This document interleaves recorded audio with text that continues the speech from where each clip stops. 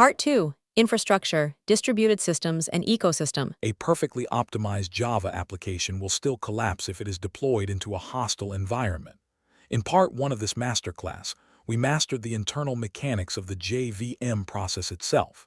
But in the modern enterprise, the JVM does not run in isolation. It lives inside container runpoints, talks to remote databases, consumes streaming messages, and relies on the underlying operating system kernel. Part 2 is about the ecosystem, resolving the 79 complex production incidents that occur when your Java engine collides with real-world infrastructure. Part 1 Recap, Reclaiming the Engine Room. In Part 1 of this masterclass, we systematically opened the hood of the JVM to diagnose and resolve 131 internal execution crises.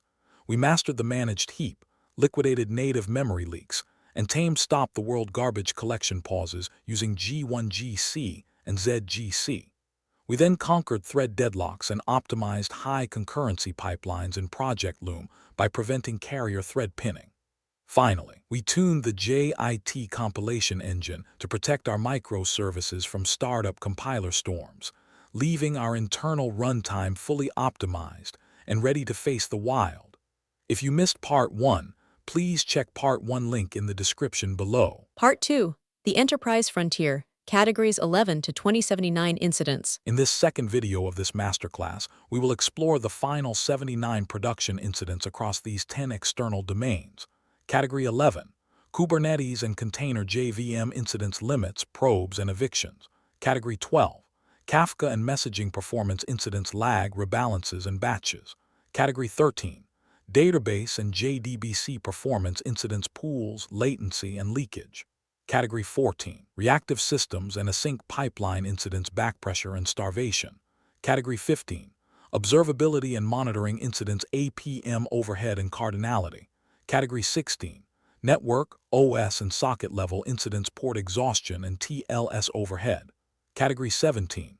Security and Cryptography Performance Incidents Encryption and Handshakes. Category 18. Hardware level and extreme low latency incidents NUMA and cache lines. Category 19. Disk I/O, file descriptors and file system incidents I/O weight and bloat. Category 20. Cloud, resource, and hardware management incidents throttling and noisy neighbors. 79 high-stakes scenarios remain to complete your mastery of the Java ecosystem. Let's dive into Category 11. Category 11. Kubernetes and Container JVM Incidents. Containerization revolutionized how we deploy Java applications, but it also stripped the JVM of its traditional environmental awareness. When you pack a JVM into a container without explicit configuration, it acts like it still owns the entire underlying host, leading to memory limit violations, CPU starvation, and silent pod evictions. In this category, we dive into the complex intersection of the Java runtime and the Kubernetes orchestrator. Category 11. Kubernetes and Container JVM Incidents 132 to 141. Here are the 10 production incidents covering the clash between the JVM and Kubernetes orchestration of this category. Production Incident 132. JVM ignored control group memory limits, causing container runtime termination. Production Incident 133. Kubernetes killed pods repeatedly due to silent native memory growth. Production Incident 134. Heap settings exceeded container memory limits under high concurrency. Production Incident 135. Readiness probes failed during long full GC pauses, triggering cascading outages. Production Incident 136. Horizontal pod auto-scaling amplified garbage collection instability during traffic spikes.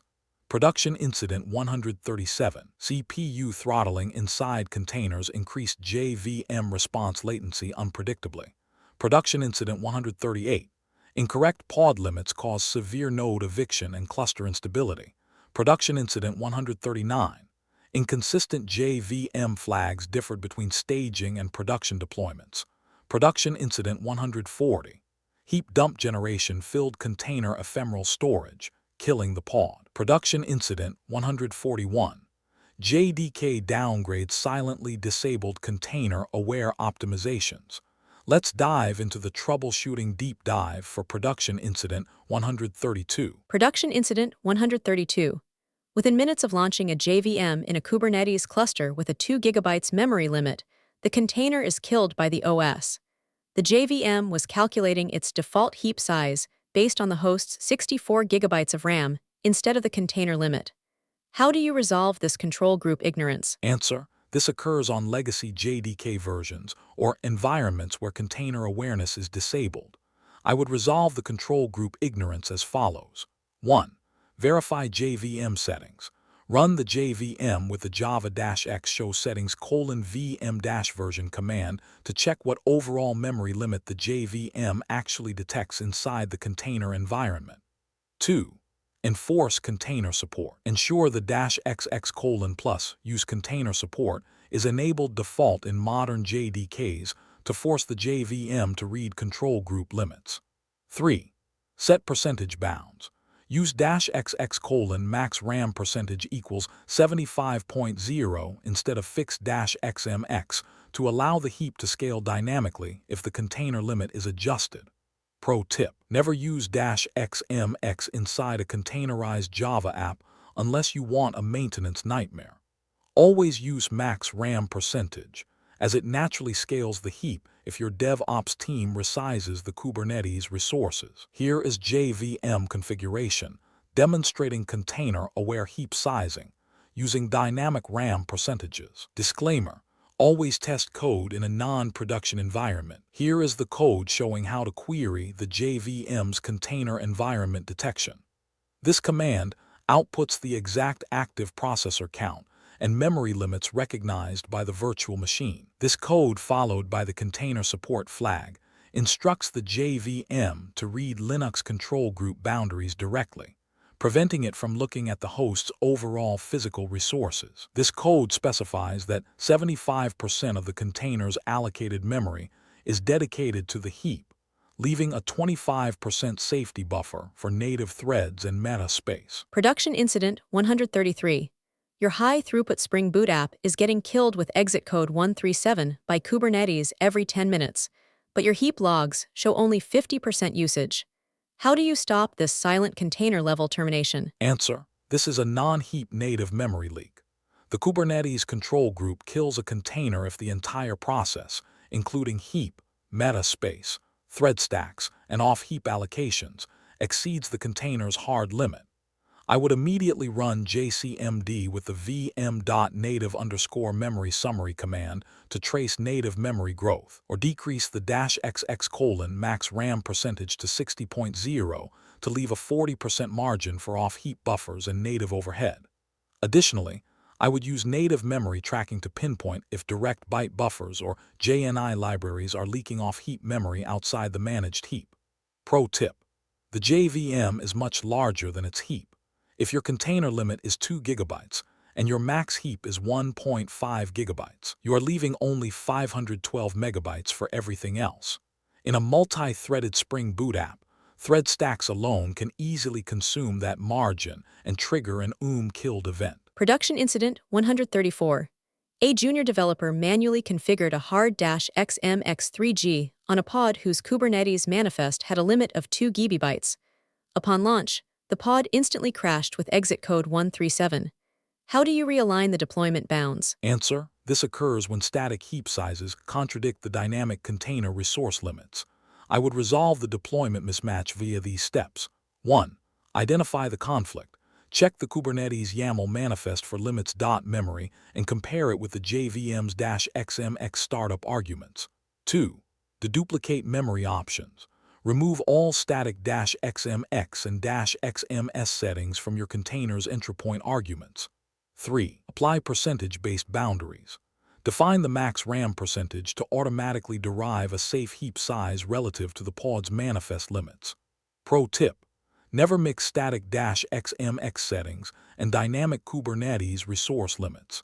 If your DevOps team changes the pod's YAML memory limit, your static -xmx setting will eventually exceed it, causing instant startup crashes. Here is YAML configuration showing the correct alignment between Kubernetes resource limits and percentage-based heap sizing. Disclaimer: Always test code in a non-production environment. Here is the code setting the hard memory limit to 2 gigabytes.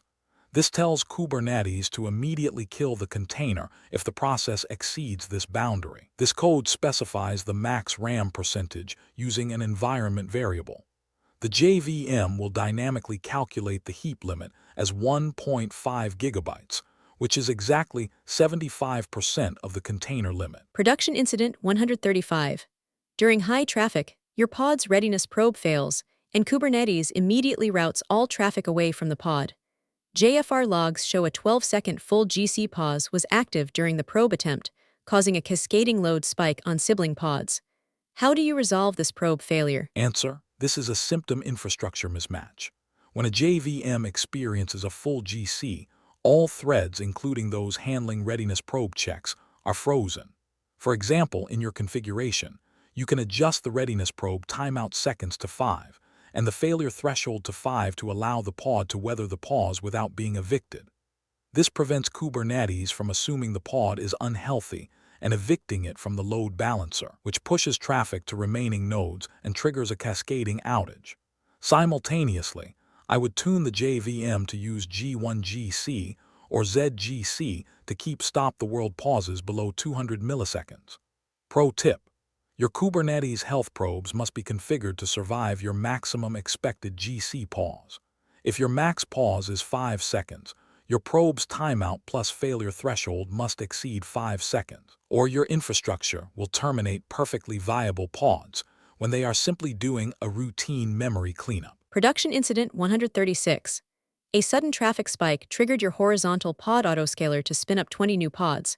However, because the JIT compiler was cold and initial heap expansions were slow, the new pods immediately hit 100% CPU and began failing requests, triggering more auto-scaling in a destructive loop. How do you stabilize the scaling lifecycle? Answer: this occurs when auto-scaling is faster than JVM warm-up. I would stabilize the auto-scaler and the JVM using these steps. 1. Implement a startup probe. Configure a dedicated Kubernetes startup probe to insulate cold pods from liveness or readiness checks until initial JIT compilation completes. 2. Align initial and max heap. Set -XX: initial RAM percentage equals 75.0 and -XX: max RAM percentage equals 75.0 to bypass the slow heap expansion phase. 3. Use appcds.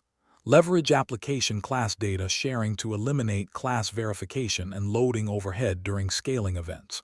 Pro tip: for microservices that autoscale frequently, always set initial RAM percentage equal to max RAM percentage. If you do not, the JVM will spend critical CPU cycles expanding the heap during the exact moment it needs that CPU to compile code under peak traffic. Are you tired of generic interview prep? You can spend weeks studying generic interview questions, only to walk into a tech interview and realize they are asking about completely different tools and real-world scenarios. A tech title means nothing. A data engineer, DevOps engineer, or SAP consultant role is completely different at every single company. If you are not studying for the exact tech stack in the job description, you are wasting your time. That is exactly the problem we solve.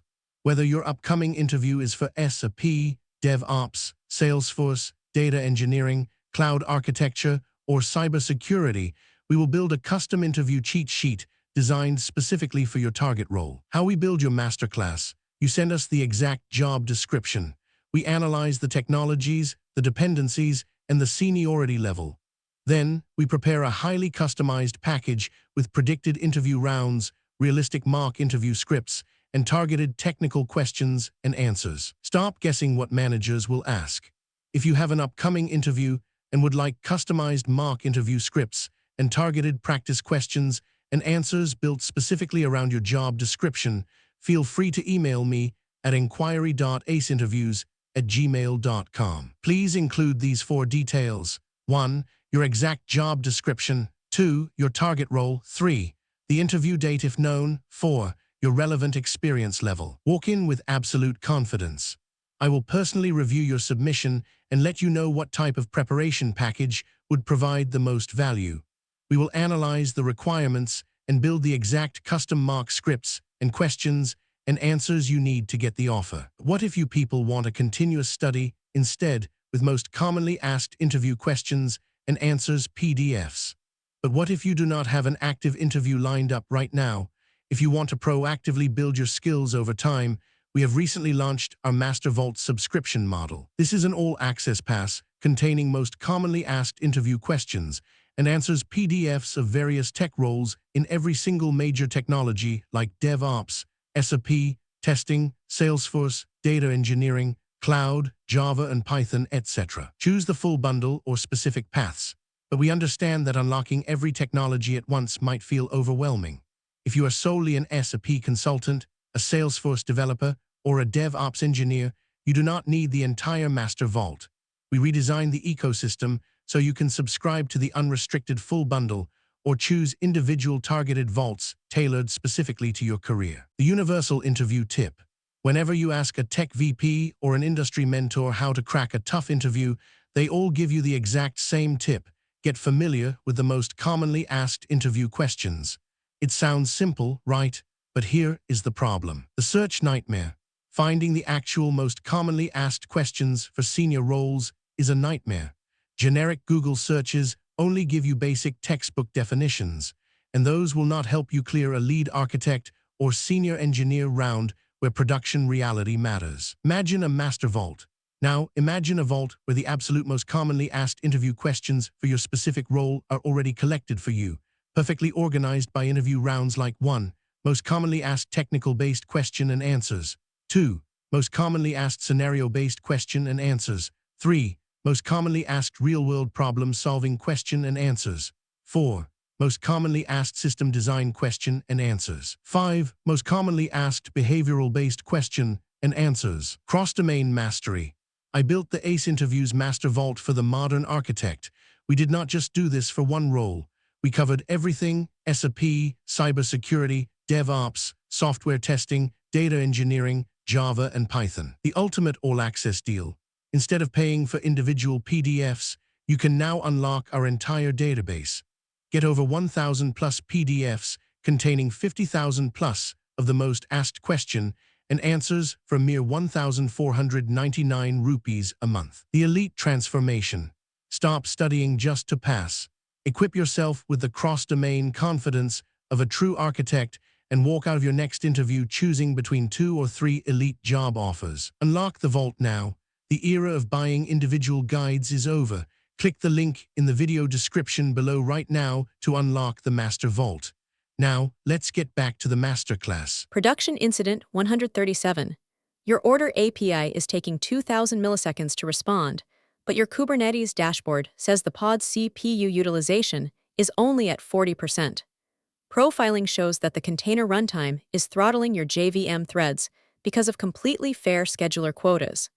How do you eliminate this invisible lag? Answer: this is a CFS throttling incident. Kubernetes limits CPU usage by assigning a quota within a 100 milliseconds period. If a multi-threaded JVM uses its quota within the first 10 milliseconds of the window, the kernel freezes all JVM threads for the remaining 90 milliseconds. This causes huge latency spikes, while the dashboard falsely reports low average CPU usage. I would resolve this by ensuring the -XX: active processor count is aligned with the container's CPU limit, or by disabling Kubernetes CPU limits entirely while relying on CPU requests and horizontal scaling to prevent control group level thread freezing. Pro tip: CPU limits should be evaluated carefully for latency-sensitive JVM workloads. The JVM is highly multi-threaded. When GC or JIT compiler threads fire, they quickly consume the container's CPU quota and trigger CFS throttling. Always set CPU requests to guarantee resources, but avoid hard CPU limits unless you have mapped your thread count precisely. Production Incident 138.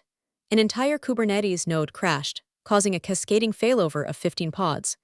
SRE logs show that your JVM pod exceeded its expected native memory bounds, starving the underlying OS of memory and triggering kubelet eviction thresholds due to severe node memory pressure. How do you secure the node boundaries? Answer: This occurs when unmanaged pod growth starves system daemons on the host. I would secure the node boundaries via these steps. 1.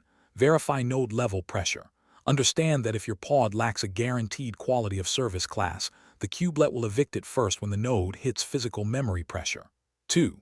Respect system reserved memory. Leave enough unallocated RAM on the host for system reserved memory to keep OS daemons running smoothly. 3. Configure memory requests. Always set requests.memory equal to limits.memory to achieve a guaranteed quality of service class, protecting the pod from arbitrary eviction. Pro tip: Kubernetes does not know about Java's heap.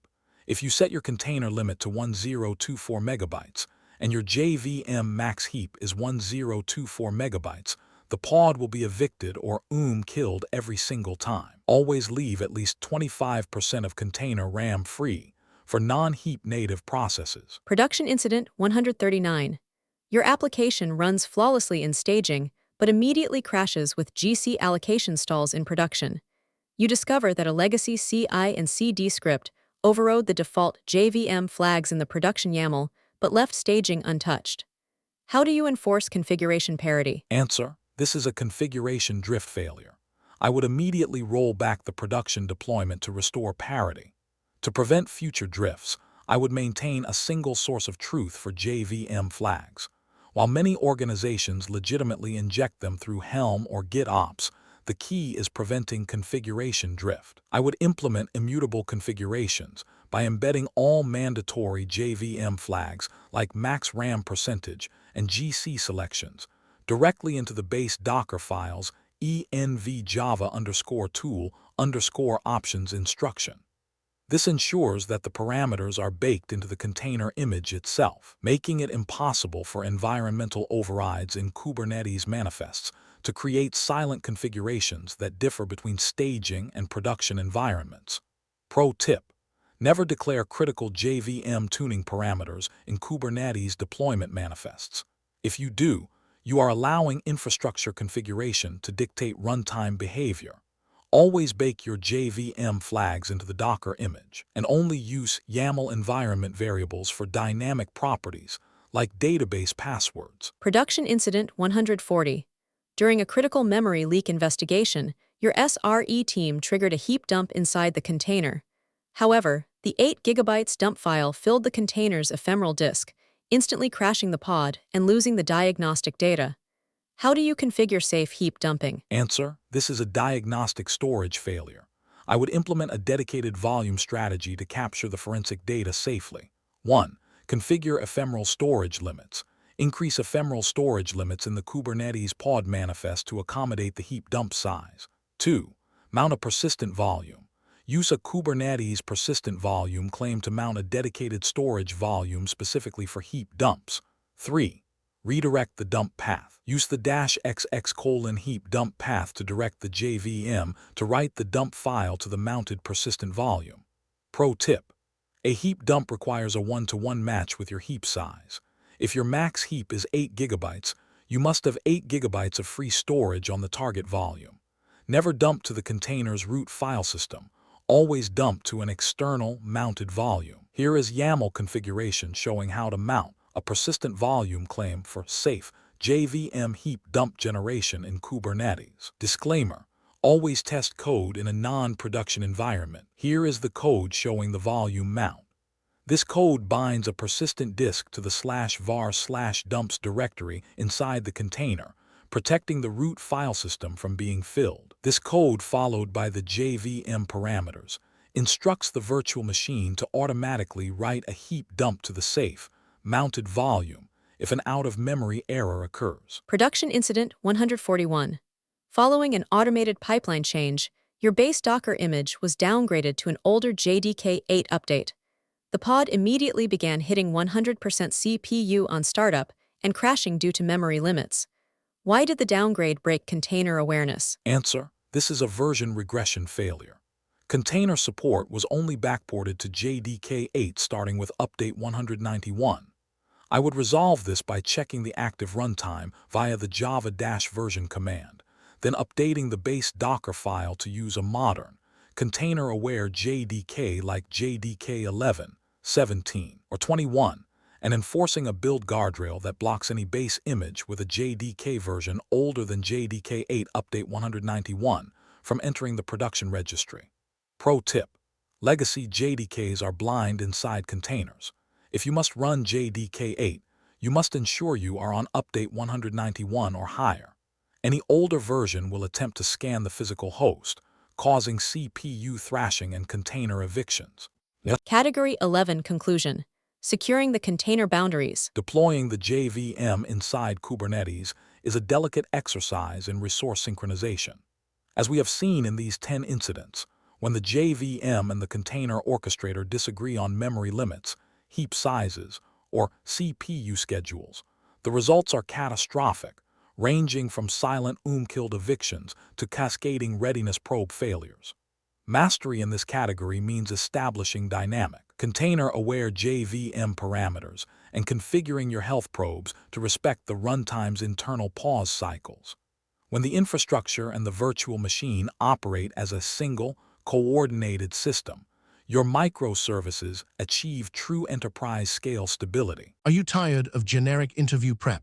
You can spend weeks studying generic interview questions, only to walk into a tech interview and realize they are asking about completely different tools and real-world scenarios. A tech title means nothing.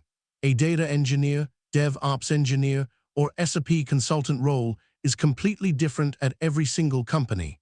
If you are not studying for the exact tech stack in the job description, you are wasting your time. That is exactly the problem we solve. Whether your upcoming interview is for SAP, DevOps, Salesforce, data engineering, cloud architecture, or cybersecurity, we will build a custom interview cheat sheet designed specifically for your target role. How we build your masterclass: you send us the exact job description. We analyze the technologies, the dependencies, and the seniority level. Then, we prepare a highly customized package with predicted interview rounds, realistic mock interview scripts, and targeted technical questions and answers. Stop guessing what managers will ask. If you have an upcoming interview and would like customized mock interview scripts and targeted practice questions and answers built specifically around your job description, feel free to email me at inquiry.aceinterviews@gmail.com. Please include these 4 details: 1. Your exact job description. 2. Your target role. 3. The interview date if known. 4. Your relevant experience level. Walk in with absolute confidence. I will personally review your submission and let you know what type of preparation package would provide the most value. We will analyze the requirements and build the exact custom mock scripts and questions and answers you need to get the offer. What if you people want a continuous study instead, with most commonly asked interview questions and answers PDFs? But what if you do not have an active interview lined up right now? If you want to proactively build your skills over time, we have recently launched our Master Vault subscription model. This is an all-access pass containing most commonly asked interview questions and answers PDFs of various tech roles in every single major technology like DevOps, SAP, testing, Salesforce, data engineering, cloud, Java and Python, etc. Choose the full bundle or specific paths, but we understand that unlocking every technology at once might feel overwhelming. If you are solely an SAP consultant, a Salesforce developer, or a DevOps engineer, you do not need the entire Master Vault. We redesigned the ecosystem so you can subscribe to the unrestricted full bundle or choose individual targeted vaults tailored specifically to your career. The universal interview tip: whenever you ask a tech VP or an industry mentor how to crack a tough interview, they all give you the exact same tip: get familiar with the most commonly asked interview questions. It sounds simple, right? But here is the problem. The search nightmare. Finding the actual most commonly asked questions for senior roles is a nightmare. Generic Google searches only give you basic textbook definitions, and those will not help you clear a lead architect or senior engineer round where production reality matters. Imagine a master vault. Now, imagine a vault where the absolute most commonly asked interview questions for your specific role are already collected for you, perfectly organized by interview rounds like 1. Most commonly asked technical-based question and answers. 2. Most commonly asked scenario-based question and answers. 3. Most commonly asked real-world problem-solving question and answers. 4. most commonly asked system design question and answers. 5. Most commonly asked behavioral-based question and answers. Cross-domain mastery. I built the ACE Interviews Master Vault for the modern architect. We did not just do this for one role. We covered everything: SAP, cybersecurity, DevOps, software testing, data engineering, Java, and Python. The ultimate all-access deal. Instead of paying for individual PDFs, you can now unlock our entire database. Get over 1,000 plus PDFs containing 50,000 plus of the most asked question and answers for a mere 1,499 rupees a month. The elite transformation. Stop studying just to pass. Equip yourself with the cross-domain confidence of a true architect and walk out of your next interview choosing between 2 or 3 elite job offers. Unlock the vault now. The era of buying individual guides is over. Click the link in the video description below right now to unlock the Master Vault. Now, let's get back to the masterclass. Transition from Category 11 to Category 12. But even a perfectly containerized JVM will fail if the messaging backbone connecting your microservices is blocked. If the container is the physical shell, then the distributed log is the enterprise nervous system. When your messaging pipelines lag, rebalance endlessly, or saturate the heap with massive batch payloads, your entire decoupled architecture collapses into a state of asynchronous chaos. We now move from container resource management to the high-throughput world of Kafka and messaging performance incidents. Let's explore Category 12. Category 12, Kafka and Messaging Performance. Kafka is the data backbone of modern event-driven architectures, but under extreme volume, a single messaging misconfiguration can trigger a total processing blackout. In this category, we dive into the high-stakes world of consumer rebalance storms, idempotent producer failures, and heap saturation caused by unmanaged fetch buffers. We test your ability to tune the event pipeline to maintain sub-second processing latency when the enterprise data stream is under peak pressure. Category 12, Kafka and Messaging Performance Incidents 142 to 151. Here are the 10 production incidents covering the distributed event backbone. Production Incident 142. Consumer lag increased beyond the recovery threshold, triggering a perpetual rebalance loop. Production Incident 143. Rebalance storms halted message processing across 50 consumer nodes. Production Incident 144. Producer retries caused duplicate payments due to disabled broker-side idempotency. Production Incident 145. Offset commits occurred before database transaction completion, causing silent data loss. Production Incident 146. Massive Kafka batches overwhelmed heap memory, triggering Stop the World garbage collection. Production Incident 147. Exactly once semantics EOS reduced application throughput severely under high load. Production Incident 148. Downstream service throttling blocked consumers, causing consumer group eviction. Production Incident 149. Poll loop blocked by synchronous database writes, causing the broker to mark consumers dead. Production Incident 150. Cascade retry storms flooded dead letter topics, amplifying the scale of outages. Production Incident 151. Partition skew overloaded specific consumers while others sat completely idle. Total 10 incidents for Kafka and messaging. Let's start with the lag crisis in Production Incident 142. Production Incident 142. During a network recovery event, your Kafka consumer group fell behind by 2 million messages. When restarted, the consumers fetched massive batches, exceeded the max.poll.interval.ms limit, and triggered a perpetual rebalance loop that halted all order processing. How do you recover? Answer: this is a poll interval timeout incident. The consumers took longer to process a single batch than the broker allowed, causing the broker to assume they were dead. I would resolve this by 1. Immediate action. Pause the consumer group and decrease the max.poll.records configuration to 50 or 100 to reduce the size of each process batch. 2. Tuning. Increase the max.poll.interval.ms to 300,000 millisecond to give the consumers more time to process batches during high latency events. 3. Memory sizing. Adjust the fetch.max.bytes to restrict the raw memory footprint of each poll, preventing the JVM from hitting GC pauses that extend processing times. 4. Verification. Monitor the consumer group lag in your manager UI to ensure the lag is steadily decreasing without triggering a rebalance. Pro tip. Consumer lag recovery requires defensive sizing. When lag is high, your consumer will fetch the absolute maximum allowed.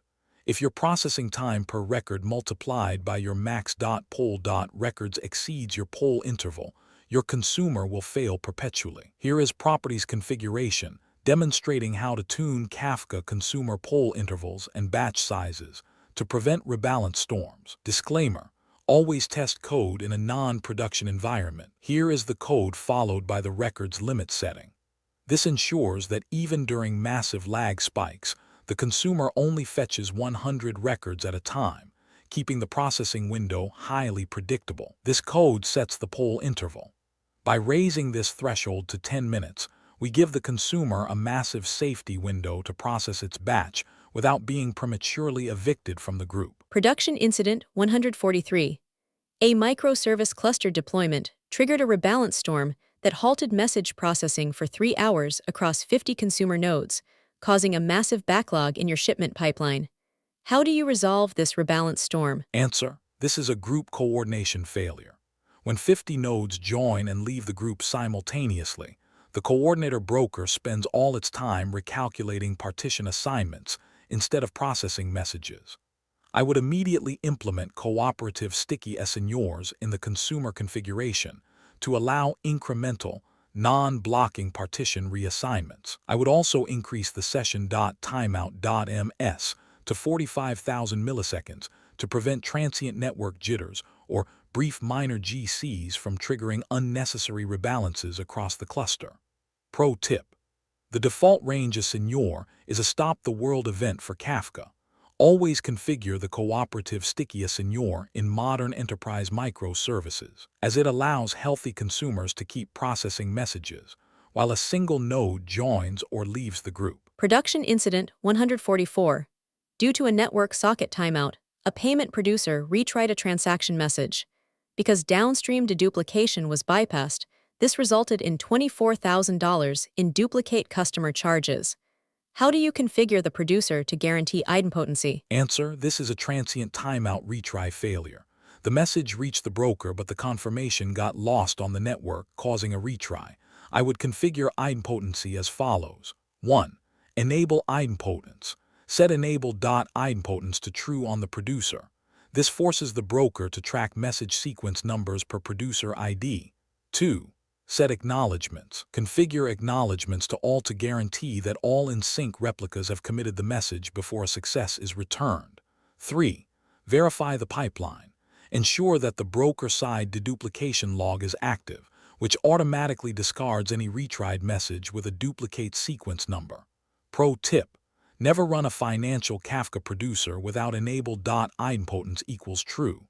When active, the broker assigns a unique producer ID and tracks sequence numbers, discarding retries at the network layer before they can trigger duplicate business logic. Here is properties configuration, demonstrating how to configure a Kafka producer for idempotent messaging to prevent duplicate transaction delivery. Disclaimer: always test code in a non-production environment. Here is the code followed by the idempotency configuration. This forces the producer to include a sequence number with every message, allowing the broker to silently discard duplicates. This code enforces the strongest durability. It ensures that the message is written to all replica brokers before the producer completes, preventing data loss during a broker failover. Production Incident 145. Your logging system reports a successful payment process, but the transaction database shows 0 record updates. The consumer committed offsets before the JDBC transaction committed, resulting in silent data loss when the container crashed mid-execution. How do you align the transactional boundaries? Answer: this is an asynchronous commit boundary failure. The application was configured with enable.autocommit set to true, which allowed the consumer thread to commit the offset on a timer regardless of whether the business logic succeeded. I would immediately set enable.autocommit to false and manually invoke acknowledgement.acknowledge only times after times the local database transaction has committed. This ensures that if the database write or the transaction commit fails, the message remains uncommitted in Kafka and is safely re-delivered to another consumer. Pro tip: auto-commit is a data loss risk in enterprise pipelines. Always disable auto-commit and manage your offset commits manually within the boundaries of your local database transaction, guaranteeing at least once processing. Production Incident 146. A bulk invoice consumer crashed with an out-of-memory error when fetch.max.bytes allowed a single poll to ingest 1.2 gigabytes of raw records, completely overwhelming the G1GC regions. How do you limit the fetch footprint? Answer: this is an ingestion size saturation where the fetch capacity exceeds the managed young generation size. I would configure safe bounds as follows. 1. Limit fetch size. Decrease fetch.max.bytes to 10 megabytes to restrict the total data volume retrieved in a single polling cycle. 2. Limit partition fetch. Set max.partition.fetch.bytes to 1 megabyte to prevent a single high-volume partition from saturating the consumer memory. 3. Tune G1GC region size. Ensure your -XX:(G1 heap region size is set to 16 megabytes or 32 megabytes to easily accommodate these temporary message arrays without triggering humongous allocations. Pro tip: Kafka fetch buffers are allocated in the heap. If your fetch.max.bytes multiplied by the number of active consumers in your JVM is close to your young generation size, you will trigger severe GC thrashing and eventual Here is properties configuration demonstrating how to limit Kafka consumer fetch sizes and memory buffers to prevent heap saturation. Disclaimer: always test code in a non-production environment. Here is the code setting the maximum fetch bytes limit. This ensures the broker never returns more than 10 megabytes of data in a single poll, preventing young generation saturation. This code limits the data returned per partition. It ensures that a single highly active partition cannot consume the entire fetch buffer and trigger heap fragmentation. Are you tired of generic interview prep? You can spend weeks studying generic interview questions, only to walk into a tech interview and realize they are asking about completely different tools and real-world scenarios. A tech title means nothing. A data engineer, DevOps engineer, or SAP consultant role is completely different at every single company. If you are not studying for the exact tech stack in the job description, you are wasting your time. That is exactly the problem we solve. Whether your upcoming interview is for SAP, DevOps, Salesforce, data engineering, cloud architecture, or cybersecurity, we will build a custom interview cheat sheet designed specifically for your target role. How we build your masterclass: you send us the exact job description. We analyze the technologies, the dependencies, and the seniority level. Then, we prepare a highly customized package with predicted interview rounds, realistic mock interview scripts, and targeted technical questions and answers. Stop guessing what managers will ask. If you have an upcoming interview and would like customized mock interview scripts and targeted practice questions and answers built specifically around your job description, feel free to email me at inquiry.aceinterviews@gmail.com. Please include these 4 details. 1. Your exact job description. 2. Your target role. 3. The interview date if known. 4. Your relevant experience level. Walk in with absolute confidence. I will personally review your submission and let you know what type of preparation package would provide the most value. We will analyze the requirements and build the exact custom mock scripts and questions and answers you need to get the offer. What if you people want a continuous study instead, with most commonly asked interview questions and answers PDFs? But what if you do not have an active interview lined up right now? If you want to proactively build your skills over time, we have recently launched our Master Vault subscription model. This is an all-access pass containing most commonly asked interview questions and answers PDFs of various tech roles in every single major technology like DevOps, SAP, testing, Salesforce, data engineering, cloud, Java and Python, etc. Choose the full bundle or specific paths, but we understand that unlocking every technology at once might feel overwhelming. If you are solely an SAP consultant, a Salesforce developer, or a DevOps engineer, you do not need the entire Master Vault. We redesigned the ecosystem so you can subscribe to the unrestricted full bundle or choose individual targeted vaults tailored specifically to your career. The universal interview tip. Whenever you ask a tech VP or an industry mentor how to crack a tough interview, they all give you the exact same tip. Get familiar with the most commonly asked interview questions. It sounds simple, right? But here is the problem. The search nightmare. Finding the actual most commonly asked questions for senior roles is a nightmare. Generic Google searches only give you basic textbook definitions, and those will not help you clear a lead architect or senior engineer round where production reality matters. Imagine a master vault. Now, imagine a vault where the absolute most commonly asked interview questions for your specific role are already collected for you, perfectly organized by interview rounds like 1. Most commonly asked technical-based question and answers. 2. Most commonly asked scenario-based question and answers. 3. Most commonly asked real-world problem-solving question and answers. 4. Most commonly asked system design question and answers. 5. Most commonly asked behavioral-based question and answers. Cross-domain mastery. I built the ACE Interviews Master Vault for the modern architect. We did not just do this for one role. We covered everything: SAP, cybersecurity, DevOps, software testing, data engineering, Java, and Python. The ultimate all-access deal. Instead of paying for individual PDFs, you can now unlock our entire database. Get over 1,000 plus PDFs containing 50,000 plus of the most asked question and answers for a mere 1,499 rupees a month. The elite transformation. Stop studying just to pass. Equip yourself with the cross-domain confidence of a true architect and walk out of your next interview choosing between 2 or 3 elite job offers. Unlock the vault now. The era of buying individual guides is over. Click the link in the video description below right now to unlock the Master Vault. Now, let's get back to the masterclass. Production Incident 147. After enabling exactly once semantics EOS on your trading engine, application throughput plummeted by 80% and latency rose to 3 seconds. How do you resolve this transaction coordinator bottleneck? Answer: this is a transaction coordinator saturation. Exactly once semantics requires the producer to write transaction markers and the broker to track states, adding a massive synchronous coordination tax. I would immediately optimize the throughput by increasing the producer batch dot size to 64 kilobytes and the linger dot ms to 20 millisecond to allow the producer to buffer and commit messages in larger, consolidated batches, which dramatically reduces the number of transaction commits the broker has to coordinate per second. Pro tip: exactly once semantics is a throughput killer if you send messages one by one. Always use linger and batch tuning to group your transactional writes, allowing the coordinator to commit hundreds of messages in a single physical write. Production Incident 148. Your order processing consumer began taking 4 seconds per message because a downstream inventory API was experiencing heavy throttling.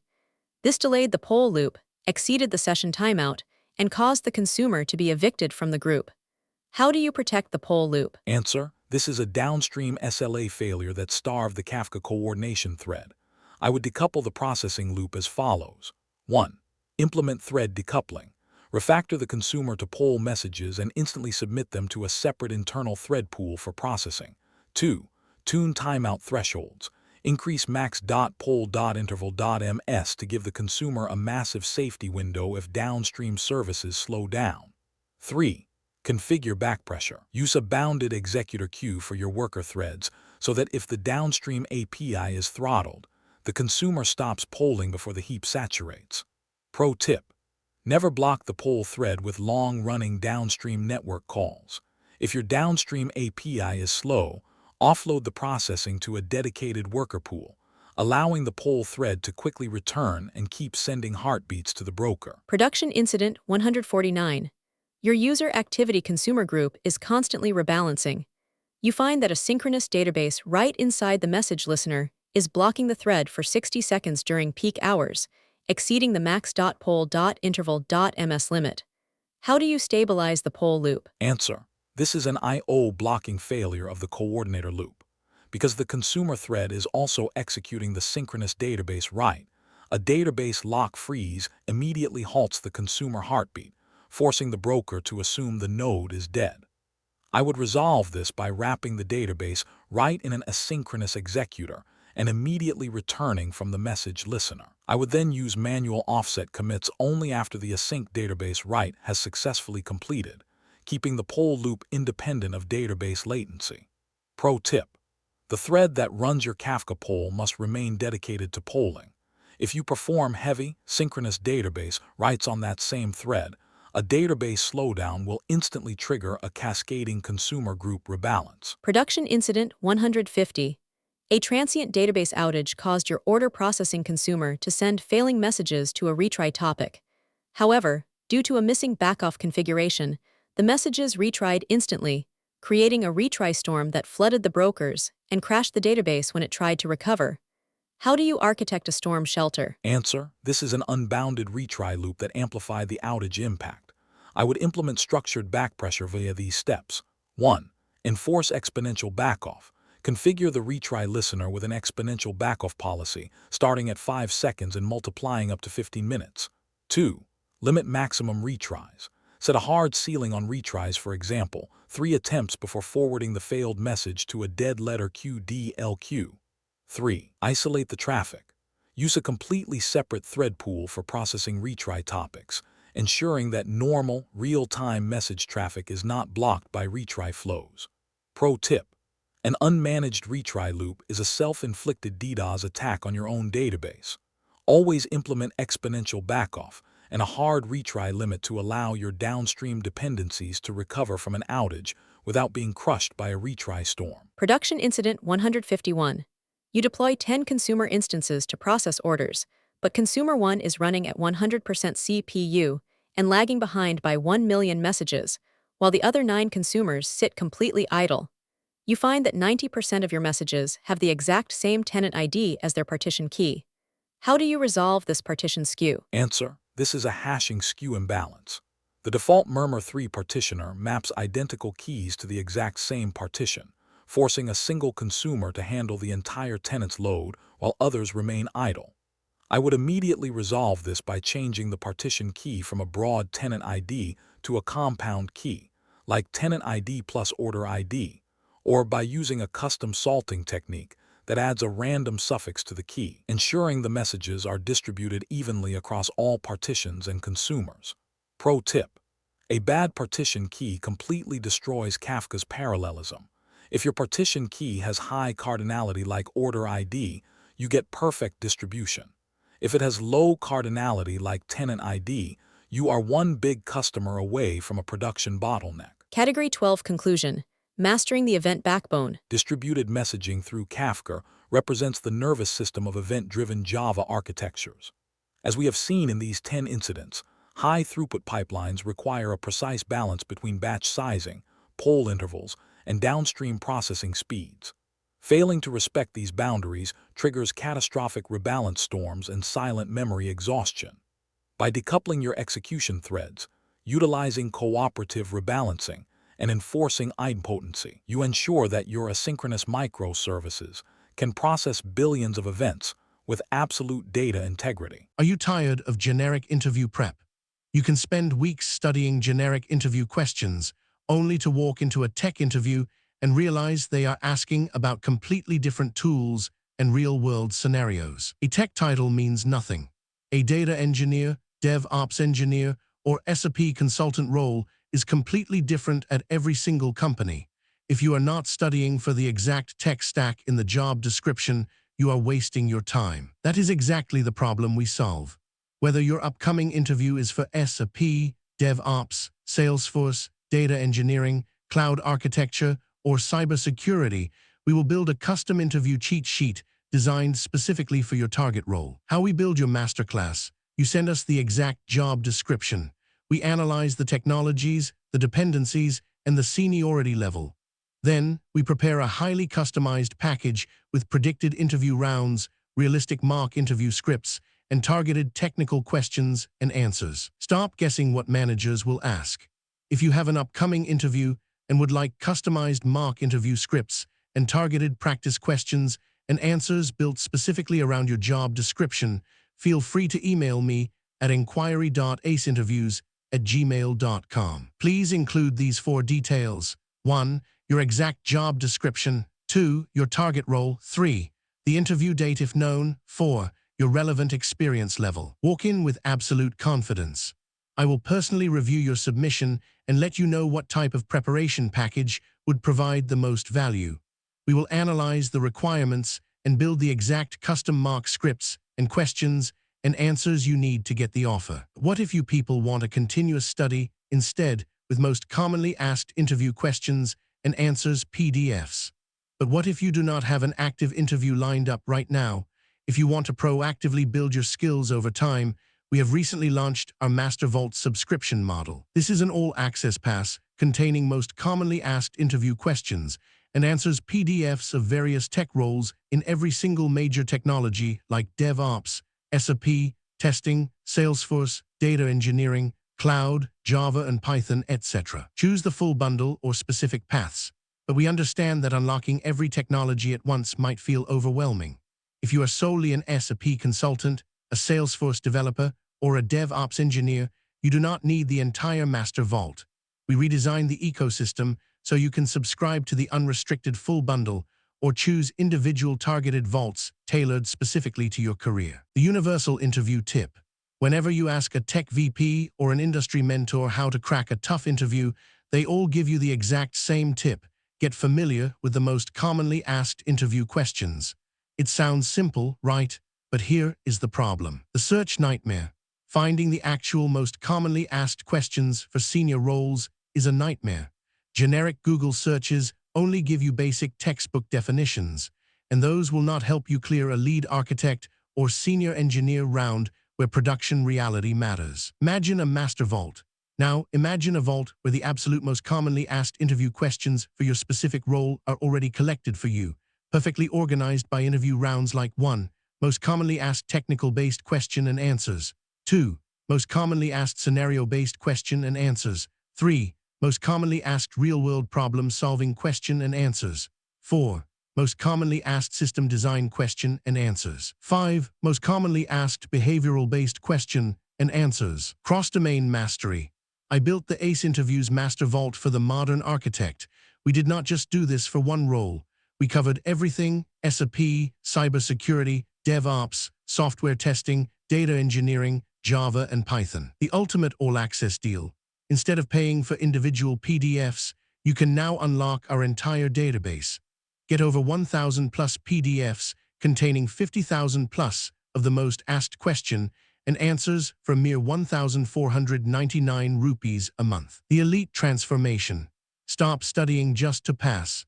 Equip yourself with the cross-domain confidence of a true architect and walk out of your next interview choosing between 2 or 3 elite job offers. Unlock the vault now.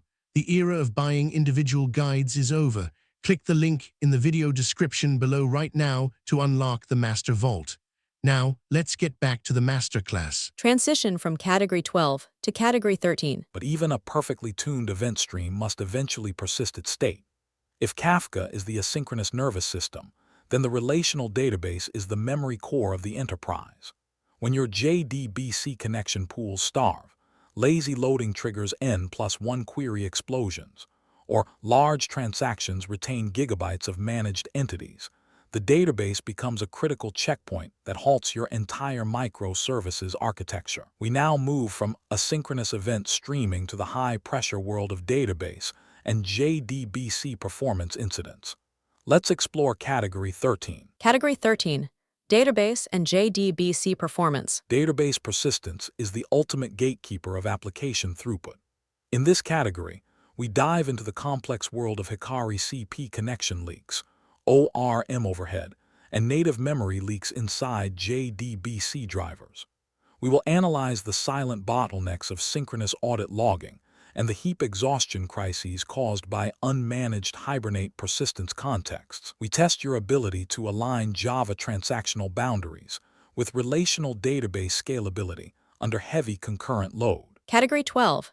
Database and JDBC performance incidents 152 to 161. Here are the 10 production incidents covering database persistence and JDBC connections. Production incident 152. Connection leaks exhausted the Hikari CP pool, freezing all downstream transactions. Production Incident 153. Slow database queries blocked application thread pools, triggering cascading timeouts.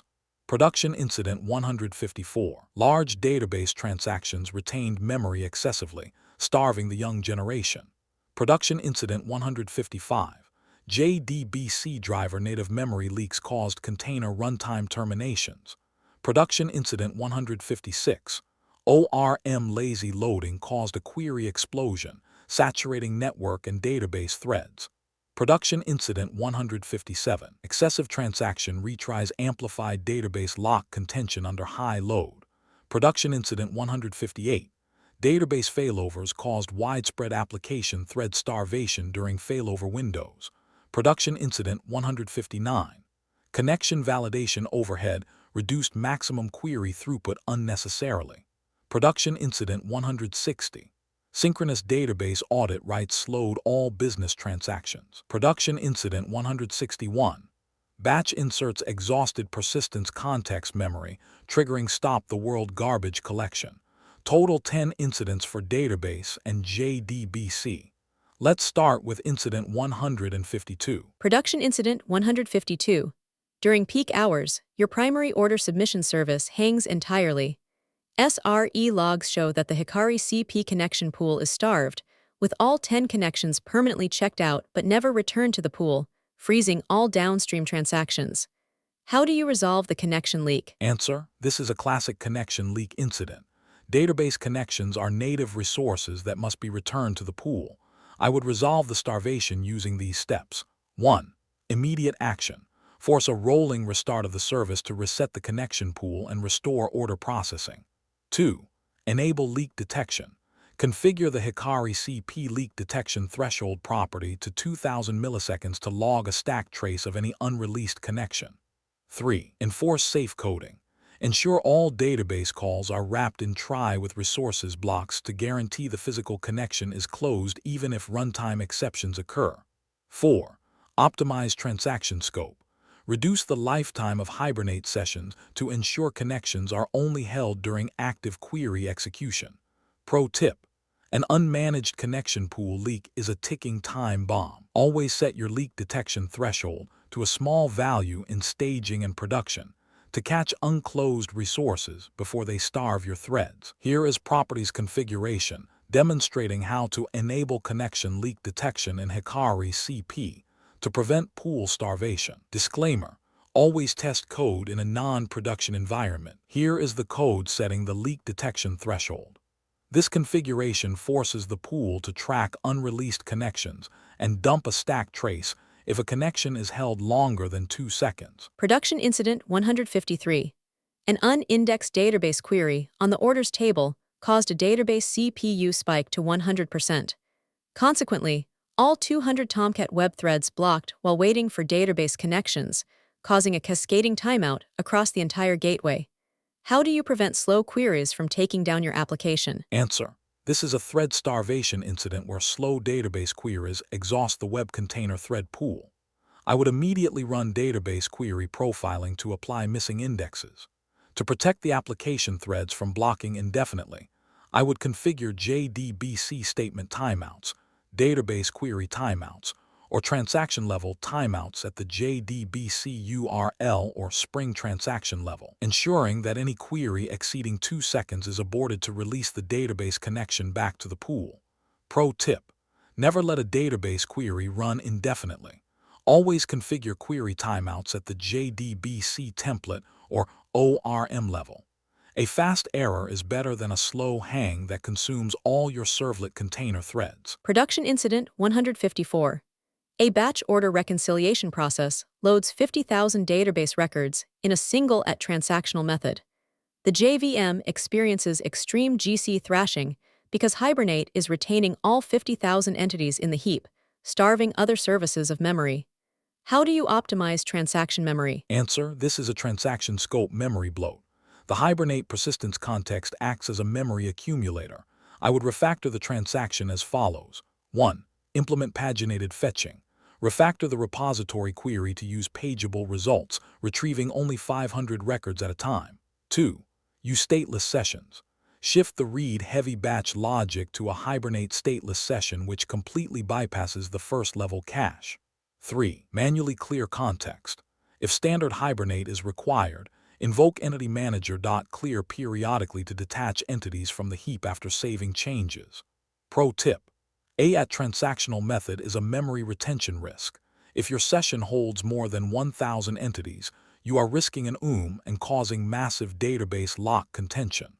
Always use a stateless session or clear the context manually. Here is Java code showing how to manually manage the hibernate persistence context to prevent session-level memory bloat during mass batch updates. Disclaimer: always test code in a non-production environment. This code executes the clear method. This step detaches processed objects from the memory context, allowing the GC to reclaim their space. Production Incident 155. Your containerized reporting service is repeatedly terminated by the Kubernetes killer. However, your heap metrics show memory usage is stable at 30%. You suspect the JDBC driver is leaking native memory. How do you troubleshoot this off-heap leak? Answer: this is a native memory incident. JDBC drivers may allocate or indirectly use native memory through direct byte buffers, sockets, SSL libraries, or underlying JDK or native facilities.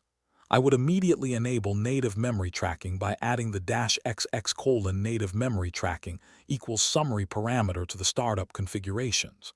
By comparing NMT diffs over several hours, I can verify if the internal or other category is growing. Upgrading the Postgres SQL or Oracle JDBC driver to the latest stable version, and ensuring all LOB streams are explicitly closed and try with resources will typically resolve the leak. Pro tip: when JDBC drivers process large binary objects, they allocate direct byte buffers off heap. If you do not close these streams, the JVM heap will not notice, but the operating system will kill your container. Production Incident 156. Your customer profile dashboard slows down dramatically under load. Database logs show that loading 100 customers triggered 101 separate SQL queries to retrieve their addresses, causing a massive N+1 query explosion that saturated database connection pools. How do you resolve this? Answer: this is a classic ORMN+1 lazy loading failure. The system is performing synchronous round trips for each individual child entity. I would resolve the query explosion as follows. 1. Implement join fetching. Update the repository query to use a join fetch clause, pulling the customer and their addresses in a single SQL join. 2. Configure entity graphs. Use JPAs at entity graph annotation to dynamically specify which associations should be eagerly loaded during the query. 3. Use DTO projections. Refactor the query to return a read-only DTO instead of the full entity graph, retrieving only the required columns from the database. Pro tip: lazy loading is a convenient default, but it is a production trap for high-throughput lists. Always use join fetch or add entity graph when loading parent-child collections to keep your query count at exactly 1. Here is Java code demonstrating how to use JPA entity graphs to eagerly fetch relationships in a single database round trip. Disclaimer: always test code in a non-production environment. Here is the code defining the entity graph. This annotation tells the persistence layer to perform an eager join fetch, retrieving customers and their addresses in a single SQL query. Are you tired of generic interview prep? You can spend weeks studying generic interview questions, only to walk into a tech interview and realize they are asking about completely different tools and real-world scenarios. A tech title means nothing. A data engineer, DevOps engineer, or SAP consultant role is completely different at every single company. If you are not studying for the exact tech stack in the job description, you are wasting your time. That is exactly the problem we solve. Whether your upcoming interview is for SAP, DevOps, Salesforce, data engineering, cloud architecture, or cybersecurity, we will build a custom interview cheat sheet designed specifically for your target role. How we build your masterclass: you send us the exact job description. We analyze the technologies, the dependencies, and the seniority level. Then, we prepare a highly customized package with predicted interview rounds, realistic mock interview scripts, and targeted technical questions and answers. Stop guessing what managers will ask. If you have an upcoming interview and would like customized mock interview scripts and targeted practice questions and answers built specifically around your job description, feel free to email me at inquiry.aceinterviews@gmail.com. Please include these 4 details. 1. Your exact job description. 2. Your target role. 3. The interview date if known. 4. Your relevant experience level. Walk in with absolute confidence. I will personally review your submission and let you know what type of preparation package would provide the most value. We will analyze the requirements and build the exact custom mock scripts and questions and answers you need to get the offer. What if you people want a continuous study instead with most commonly asked interview questions and answers PDFs? But what if you do not have an active interview lined up right now? If you want to proactively build your skills over time, we have recently launched our Master Vault subscription model. This is an all-access pass containing most commonly asked interview questions and answers PDFs of various tech roles in every single major technology like DevOps, SAP, testing, Salesforce, data engineering, cloud, Java and Python, etc. Choose the full bundle or specific paths, but we understand that unlocking every technology at once might feel overwhelming. If you are solely an SAP consultant, a Salesforce developer, or a DevOps engineer, you do not need the entire Master Vault. We redesigned the ecosystem so you can subscribe to the unrestricted full bundle or choose individual targeted vaults tailored specifically to your career. The universal interview tip. Whenever you ask a tech VP or an industry mentor how to crack a tough interview, they all give you the exact same tip. Get familiar with the most commonly asked interview questions. It sounds simple, right? But here is the problem. The search nightmare. Finding the actual most commonly asked questions for senior roles is a nightmare. Generic Google searches only give you basic textbook definitions, and those will not help you clear a lead architect or senior engineer round where production reality matters. Imagine a master vault. Now, imagine a vault where the absolute most commonly asked interview questions for your specific role are already collected for you, perfectly organized by interview rounds like 1. Most commonly asked technical-based question and answers. 2. Most commonly asked scenario-based question and answers. 3. Most commonly asked real-world problem-solving question and answers. 4. Most commonly asked system design question and answers. 5. Most commonly asked behavioral-based question and answers. Cross-domain mastery. I built the ACE Interviews Master Vault for the modern architect. We did not just do this for one role. We covered everything: SAP, cybersecurity, DevOps, software testing, data engineering, Java, and Python. The ultimate all-access deal. Instead of paying for individual PDFs, you can now unlock our entire database. Get over 1,000 plus PDFs containing 50,000 plus of the most asked question and answers for a mere 1,499 rupees a month. The elite transformation. Stop studying just to pass.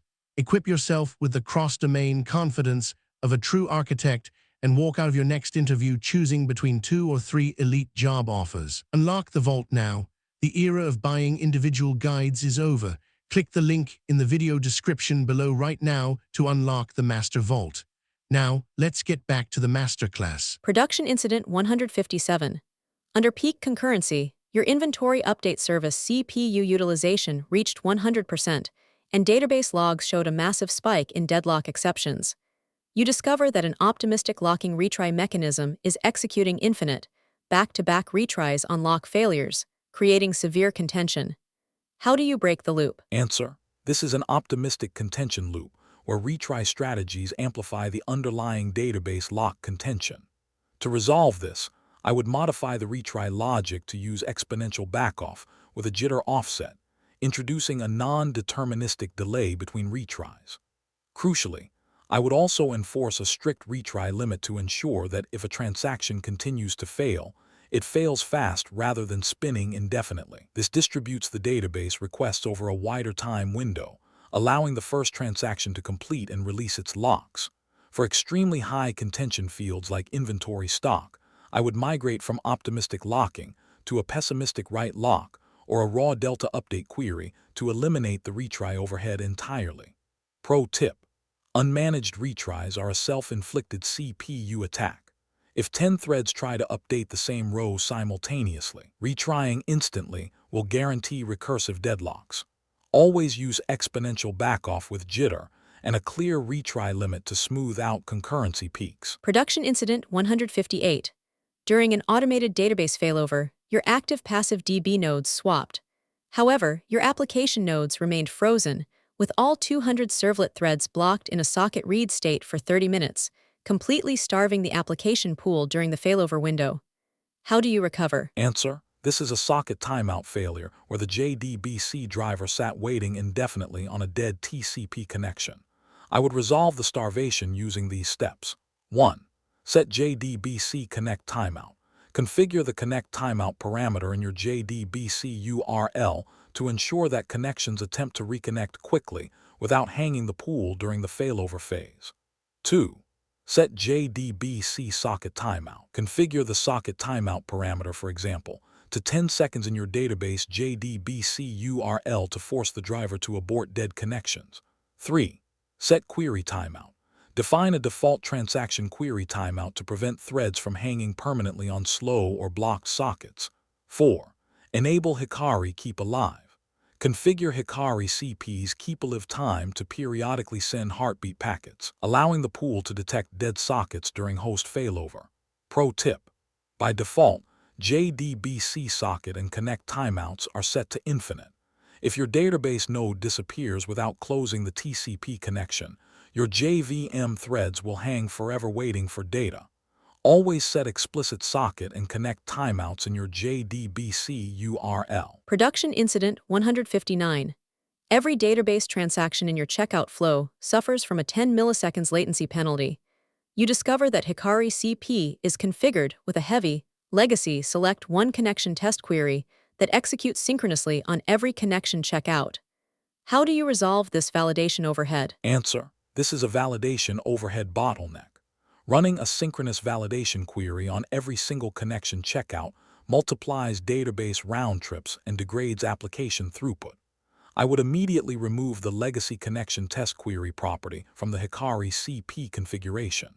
Since Java 6, modern JDBC drivers implement the high-performance, native socket level is valid method, which Hikari CP automatically leverages when no custom validation query is specified, cutting out the redundant query overhead entirely. Pro tip: the connection test query is a relic of legacy JDBC drivers. Modern pools like Hikari CP do not need a SQL query to check if a socket is alive. Removing this setting lets the driver use native socket calls, instantly reclaiming lost milliseconds of transaction latency. Production Incident 160. Your billing service SLA drops during payday spikes, causing downstream payment timeouts. Thread dumps show 150 worker threads blocked on synchronous writes to a relational audit trail table in the same database. How do you unblock the transaction path? Answer: this is a synchronous coupling bottleneck. Writing audit logs within the critical path of the primary business transaction halt scaling. I would resolve the thread blockage via these steps. 1. Decouple the audit path. Publish audit events asynchronously to an event bus like Kafka, allowing the billing transaction to commit immediately. 2. Use async Spring events. If Kafka is unavailable, publish internal Spring application events and process them using an executor thread pool decorated with @async. 3. Implement log-based auditing. Write audit trails directly to high-speed local disk files using asynchronous log appenders, and let a log forwarding daemon transport them to the target data store. Pro tip: never let non-critical writes block your main transaction threads. Auditing, telemetry, and notifications belong on an asynchronous, decoupled execution path. If the database holding your business data is slow, your audit trail should not drag down your checkouts. Production Incident 161. A nightly catalog update job crashes with an out-of-memory error. You find that the Hibernate batch size is configured to 50, but the heap dump shows 100,000 entities are still held in memory by the Hibernate persistence context. How do you configure memory-safe batch inserts? Answer: this is a batch ingestion memory leak. Even though Hibernate batches JDBC writes to the database on a set interval, the Hibernate persistence context continues to hold a hard reference to every single managed entity in the heap, until the active transaction closes. I would resolve this by configuring both spring.jpa.properties.hibernate.jdbc.batch and spring.jpa.properties.hibernate.order inserts in the properties file, and then manually calling entitymanager.flush followed by entitymanager.clear after every 50 records in the Java code to detach the processed entities and allow the GC to reclaim their memory. Pro tip: enabling Hibernate batching properties only optimizes the database network calls. It does not manage your JVM's memory footprint. You must manually clear the persistence context periodically to prevent a heap exhaustion crash during mass insert runs. Here is properties configuration demonstrating how to configure Hibernate batch inserts and order statements to prevent memory bloat. Disclaimer: always test code in a non-production environment. Here is the code setting the batch size. This parameter tells Hibernate to group up to 50 insert statements into a single database network call. This code enables insert ordering. This ensures that statements are grouped by table structure, maximizing the efficiency of the batch execution. Category 13 Conclusion: Securing the transactional core. Relational persistence is the structural core of the modern enterprise. As we have seen in these 10 database incidents, a single unmanaged JDBC connection leak, lazy loaded query explosion, or bloated transaction can instantly paralyze your application thread pools and saturate host RAM. Mastery in this category requires strict connection validation tuning, paginated batch processing, and a single source of truth for your parameters. By aligning your Java persistence boundaries with the scalability limits of your relational engine, you secure the data integrity and processing throughput of your platform. Are you tired of generic interview prep? You can spend weeks studying generic interview questions, only to walk into a tech interview and realize they are asking about completely different tools and real-world scenarios. A tech title means nothing. A data engineer, DevOps engineer, or SAP consultant role is completely different at every single company. If you are not studying for the exact tech stack in the job description, you are wasting your time. That is exactly the problem we solve. Whether your upcoming interview is for SAP, DevOps, Salesforce, data engineering, cloud architecture, or cybersecurity, we will build a custom interview cheat sheet designed specifically for your target role. How we build your masterclass: you send us the exact job description. We analyze the technologies, the dependencies, and the seniority level. Then, we prepare a highly customized package with predicted interview rounds, realistic mock interview scripts, and targeted technical questions and answers. Stop guessing what managers will ask. If you have an upcoming interview and would like customized mock interview scripts and targeted practice questions and answers built specifically around your job description, feel free to email me at inquiry.aceinterviews@gmail.com. Please include these 4 details: 1. Your exact job description. 2. Your target role. 3. The interview date if known. 4. Your relevant experience level. Walk in with absolute confidence. I will personally review your submission and let you know what type of preparation package would provide the most value.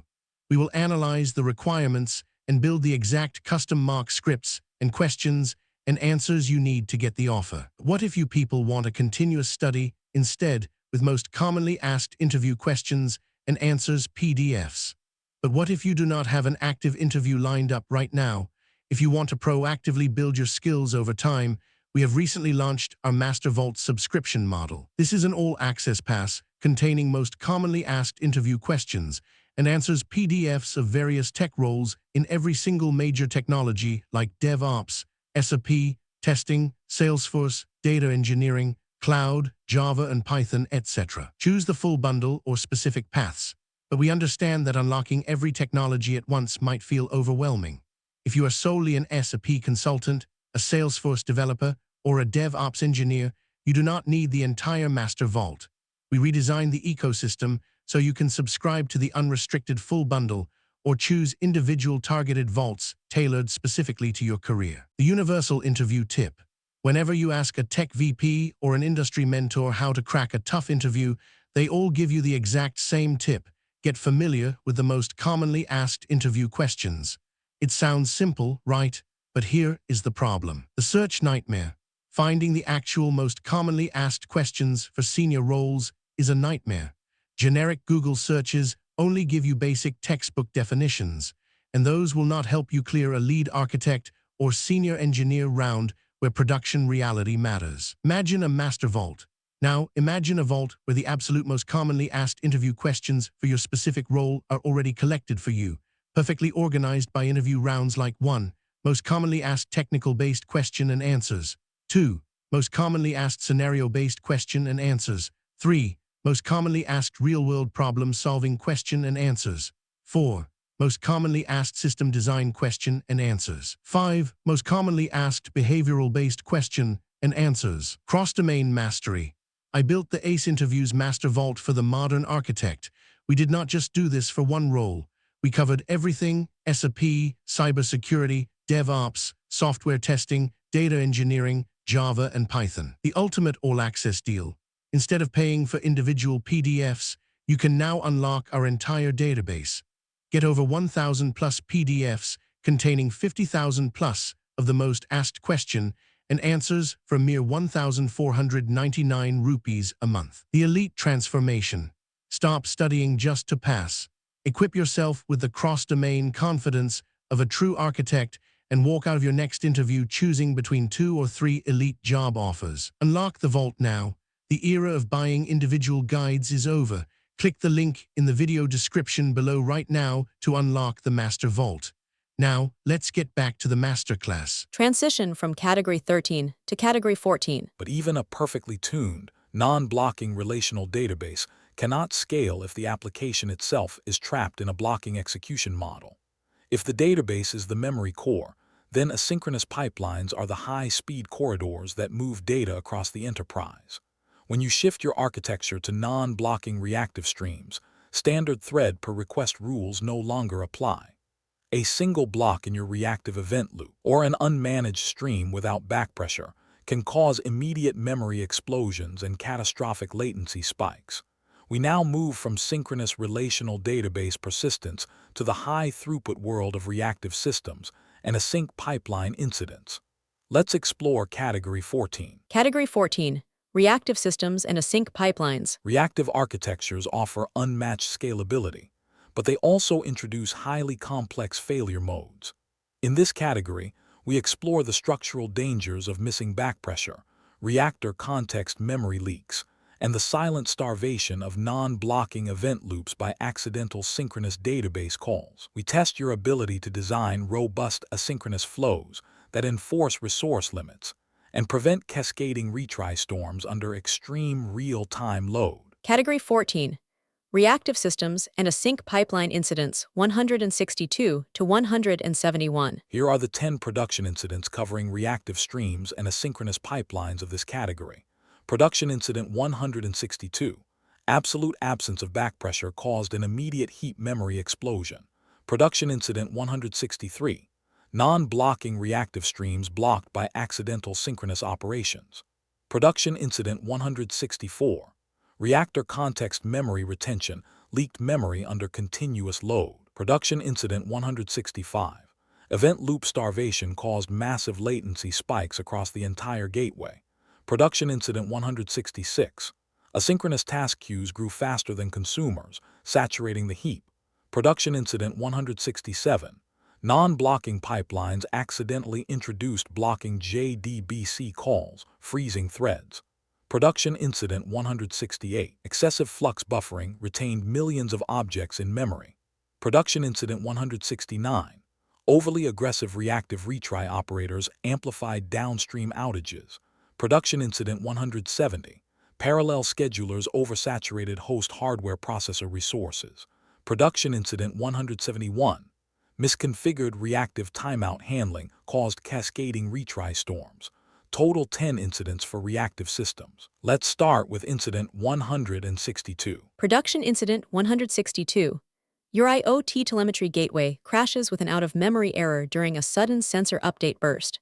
Profiling shows that because the reactive subscriber didn't communicate its processing limit, the producer flooded the stream, allocating millions of telemetry objects and triggering a heap explosion. How do you resolve this backpressure failure? Answer: this is an unbounded demand reactive failure. Without explicit backpressure boundaries, the fast producer outruns the slow consumer, saturating the heap. I would resolve the failure using these steps. 1. Enforce backpressure buffering. Configure the upstream flux with the on-backpressure buffer parameter to set a hard limit on the number of cached items. 2. Implement a drop strategy. Apply buffer overflow strategy. Drop oldest to safely discard obsolete telemetry events when the buffer limit is exceeded. 3. Leverage client-side flow control. Implement subscription request rate limiting on the subscriber side to actively throttle the producer's ingestion speed. Pro tip: non-blocking is not memory safe. If your consumer is slower than your producer, the data must go somewhere. Always configure an explicit backpressure buffer limit, an overflow strategy, to protect your heap during traffic surges. Here is Java code demonstrating how to apply backpressure buffer limits to prevent memory exhaustion in high-volume reactive streams. Disclaimer: always test code in a non-production environment. Here is the code demonstrating the backpressure buffer strategy. This configuration sets a maximum capacity of 1,000 items and drops the oldest buffered data if the downstream subscriber cannot keep up. Production Incident 163. A high-throughput non-blocking API gateway is experiencing 5-second latency spikes under load. You discover that a developer made a blocking call inside a reactive web flux pipeline, freezing the core event loop threads. How do you resolve this event loop starvation? Answer: this is an event loop starvation incident. Reactive runtimes like Netty run on a tiny pool of non-blocking threads. If you execute blocking operations on these threads, the entire server freezes. I would immediately run our test suite with the block hound agent enabled to detect the exact location of the blocking call. To resolve this, I would wrap the blocking code in mono. From callable and explicitly subscribe it on the scheduler's bounded elastic thread pool, offloading the synchronous task and freeing the event loops to handle high-velocity network packets. Pro tip: blocking an event loop thread is a critical failure in reactive systems. Always use non-blocking database drivers and HTTP clients. If you must use a blocking library, isolate it entirely within the bounded elastic scheduler. Production Incident 164. Your user profile gateway is experiencing a slow-motion memory leak. A heap dump shows millions of reactor context maps being retained in memory. You discover that caching monostreams is holding onto their subscriber context long after the requests have finished. How do you resolve this context leak? Answer: this is a context retention memory leak. Because reactor context is tied directly to the subscription lifecycle, retaining references to publishers or subscribers will permanently lock their associated context in memory. I would resolve the memory leak via these steps. 1. Avoid cache streams with dynamic context. Never cache or share mono or flux instances globally if they are executed within a dynamic user-specific request context. 2. Audit custom context propagation. Inspect custom security filters or tracing interceptors where context is manually propagated across thread boundaries to ensure no stale references are held. 3. Enforce strict subscriber lifecycles. Verify that subscriber objects are not stored in long-lived or static collections, allowing the GC to naturally reclaim both the subscriber and its associated context. Pro tip: reactor context is immutable and lives on the subscriber. If you cache a mono, for instance, to share a configuration lookup, any subscriber context attached to its execution tree can become permanently anchored in memory. Always keep your cached publishers stateless. Production Incident 165. A crypto ingestion microservice is dropping packets and showing extreme latency spikes. You find that the Netty event loops are starved because a JSON parsing utility is consuming massive CPU cycles on the INO threads. How do you recover? Answer: this is a CPU-bound INO conflict. Event loop threads are designed strictly for fast, non-blocking input or output operations, and executing CPU-heavy tasks like large JSON parsing on them causes severe thread starvation.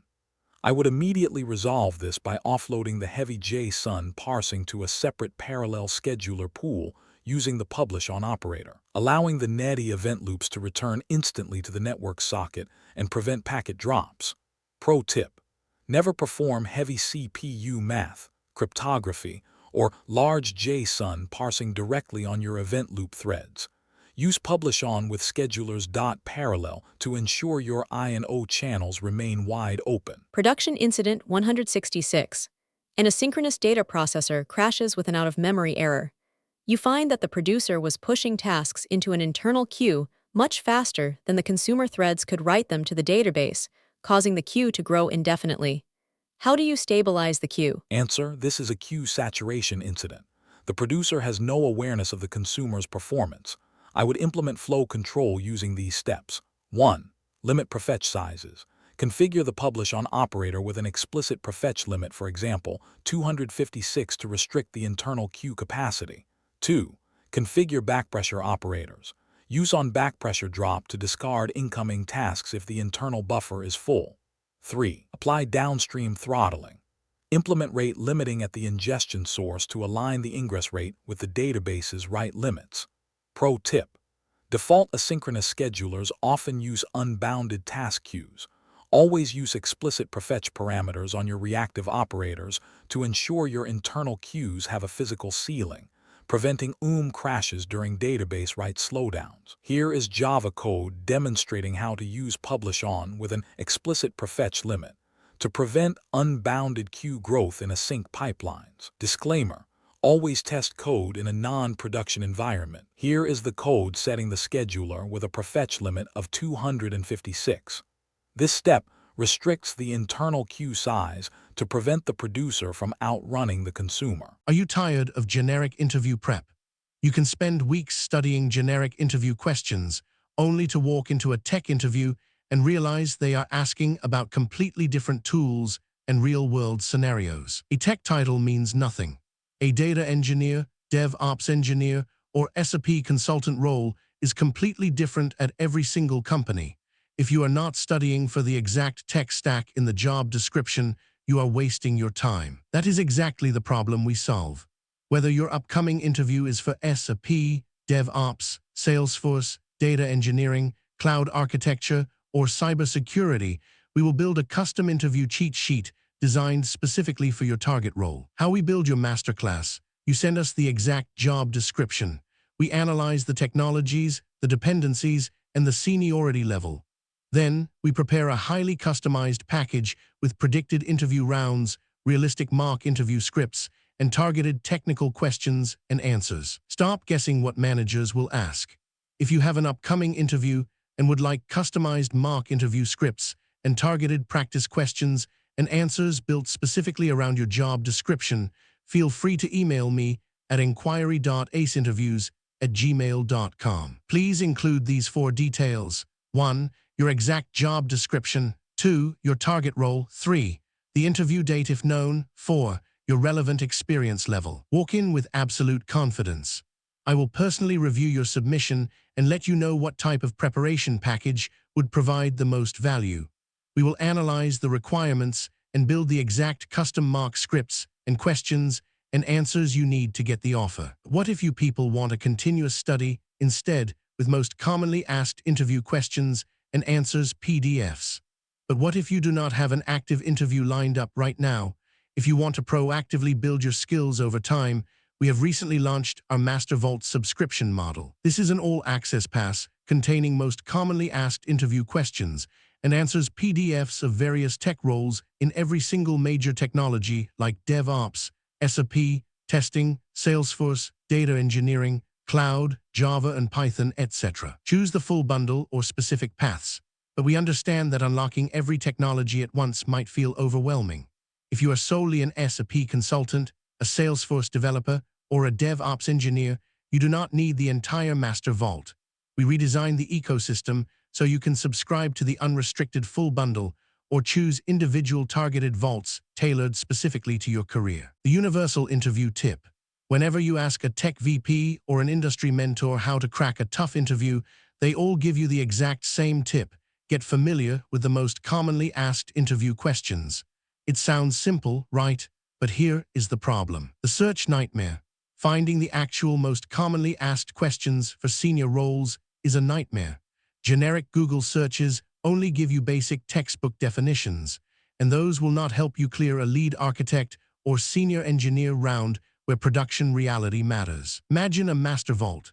Now, imagine a vault where the absolute most commonly asked interview questions for your specific role are already collected for you, perfectly organized by interview rounds like 1. Most commonly asked technical-based question and answers. 2. Most commonly asked scenario-based question and answers. 3. Most commonly asked real-world problem-solving question and answers. 4. Most commonly asked system design question and answers. 5. Most commonly asked behavioral-based question and answers. Cross-domain mastery. I built the ACE Interviews Master Vault for the modern architect. We did not just do this for one role. We covered everything: SAP, cybersecurity, DevOps, software testing, data engineering, Java, and Python. The ultimate all-access deal. Instead of paying for individual PDFs, you can now unlock our entire database. Get over 1,000 plus PDFs containing 50,000 plus of the most asked question and answers for a mere 1,499 rupees a month. The elite transformation. Stop studying just to pass. Equip yourself with the cross-domain confidence of a true architect and walk out of your next interview choosing between 2 or 3 elite job offers. Unlock the vault now. The era of buying individual guides is over. Click the link in the video description below right now to unlock the Master Vault. Now, let's get back to the masterclass. Production Incident 167. During a peak sales event, your non-blocking catalog service froze completely. You discover that a developer integrated a legacy JDBC driver inside a reactive Spring data stream, blocking the non-blocking thread pool during queries. How do you resecure the pipeline? Answer: this is a silent blocking failure. Traditional JDBC drivers use synchronous, blocking I/O, which is incompatible with reactive streams, causing thread pools to freeze during slow database operations. I would immediately replace the legacy JDBC driver with a fully non-blocking R2DBC driver. If R2DBC is not supported by your database, I would wrap the blocking JDBC calls inside a dedicated thread pool using schedulers bounded elastic, isolating the blocking thread pool from our core reactive event loop ecosystem. Pro tip: never mix JDBC and reactive streams on the same thread. One blocking database query can starve your entire reactive pipeline. Use R2DBC for native non-blocking, or use bounded elastic offloading. Production Incident 168. A telemetry batch writer is crashing with an out-of-memory error. You find that the flux.buffer timeout is configured to accumulate 1 million records or wait 5 minutes, causing millions of telemetry objects to be retained in the heap under heavy load. How do you optimize the buffer? Answer: this is a buffer size memory retention failure. The batching parameters are too large for the incoming event density. I would optimize the buffer as follows. 1. Downsize the batch limit. Reduce the maximum buffer size to 5,000 items to limit the memory footprint of each batch. 2. Shorten the timeout window. Decrease the buffer timeout to 5 seconds to ensure memory is released and flushed rapidly. 3. Use backpressure bounding. Apply an on-backpressure drop strategy upstream of the buffer to prevent memory exhaustion during extreme telemetry bursts. Pro tip: buffering is a memory trade-off. If you buffer millions of objects on a long timeout, you are creating massive memory peaks that G1GC cannot collect. Always use small, high-frequency flushes for reactive batching. Here is Java code demonstrating how to configure safe timeout buffers in reactive flux streams to prevent excessive memory retention. Disclaimer: always test code in a non-production environment. Here is the code configuring the buffered timeout. This step sets a maximum batch size of 5,000 items with a short 5-second flush window to release memory quickly. Production Incident 169. A brief network jitter caused a database slowdown. Because your reactive consumer used an aggressive retry operator without delay, it triggered 500,000 instant database reconnect attempts, creating a retry storm that crashed the database. How do you safeguard the retry pipeline? Answer: this is a self-inflicted outage. Instantly retrying failed reactive streams acts as a distributed denial of service attack against your own downstream dependencies. I would immediately replace the raw retry operator with retry when with retry.backoff 3, duration of seconds 1. This configuration introduces a mandatory exponential backoff, and a hard retry limit, giving the downstream database time to recover from the network jitter without being crushed by a retry storm. Pro tip: never use unbounded, instant retries in distributed networks. Always use retry.backoff with jitter to distribute retry attempts over a wider time window, allowing your infrastructure to heal. Production Incident 170. A payment reconciliation service is saturating all 64 host CPU cores, causing extreme latency on neighboring container pods. You find that the application is spawning a new schedulers.parallel pool for every single incoming web request. How do you optimize the scheduler lifecycle? Answer: this is a resource creation lifecycle failure. The scheduler pool is being instantiated dynamically instead of being shared. I would resolve the CPU saturation as follows. 1. Use a global singleton scheduler. Replace dynamic pool instantiation with the shared schedulers.parallel global singleton instance. 2. Limit thread pools. Configure the parallel thread pool size explicitly to match the allocated container cores rather than the physical host cores. 3. Implement thread offloading.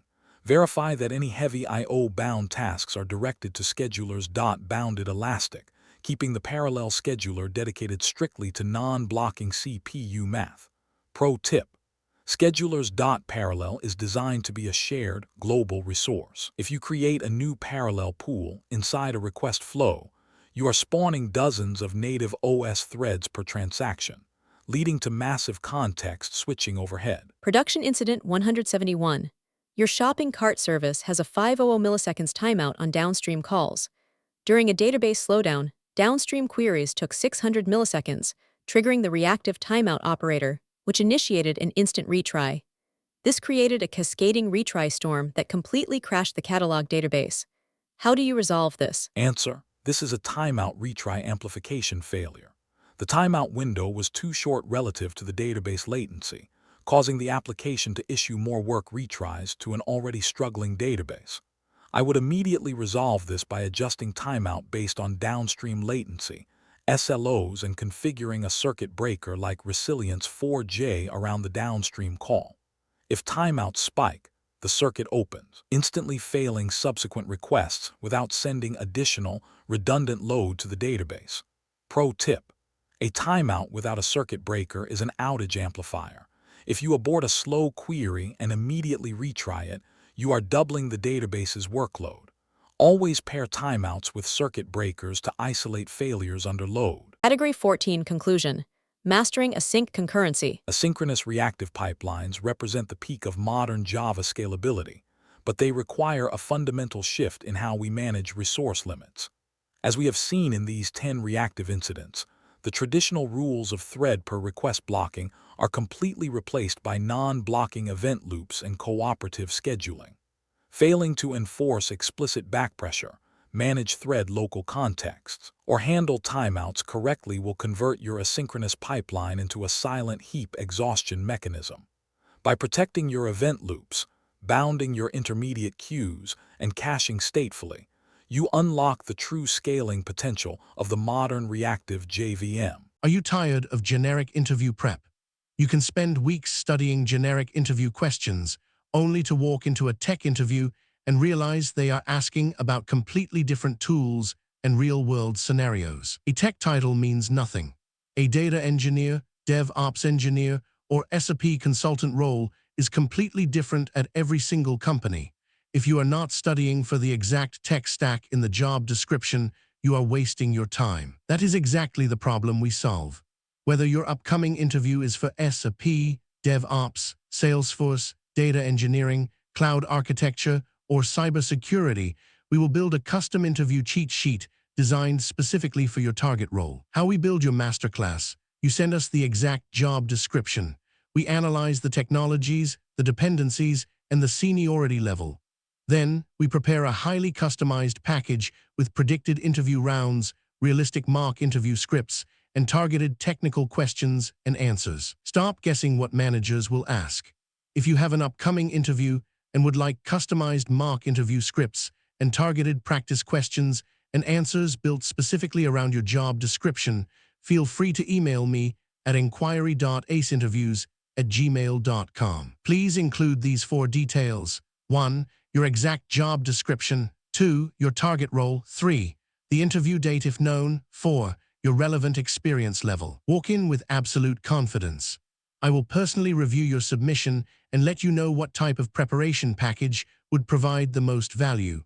We will analyze the requirements and build the exact custom mock scripts and questions and answers you need to get the offer. What if you people want a continuous study instead with most commonly asked interview questions and answers PDFs?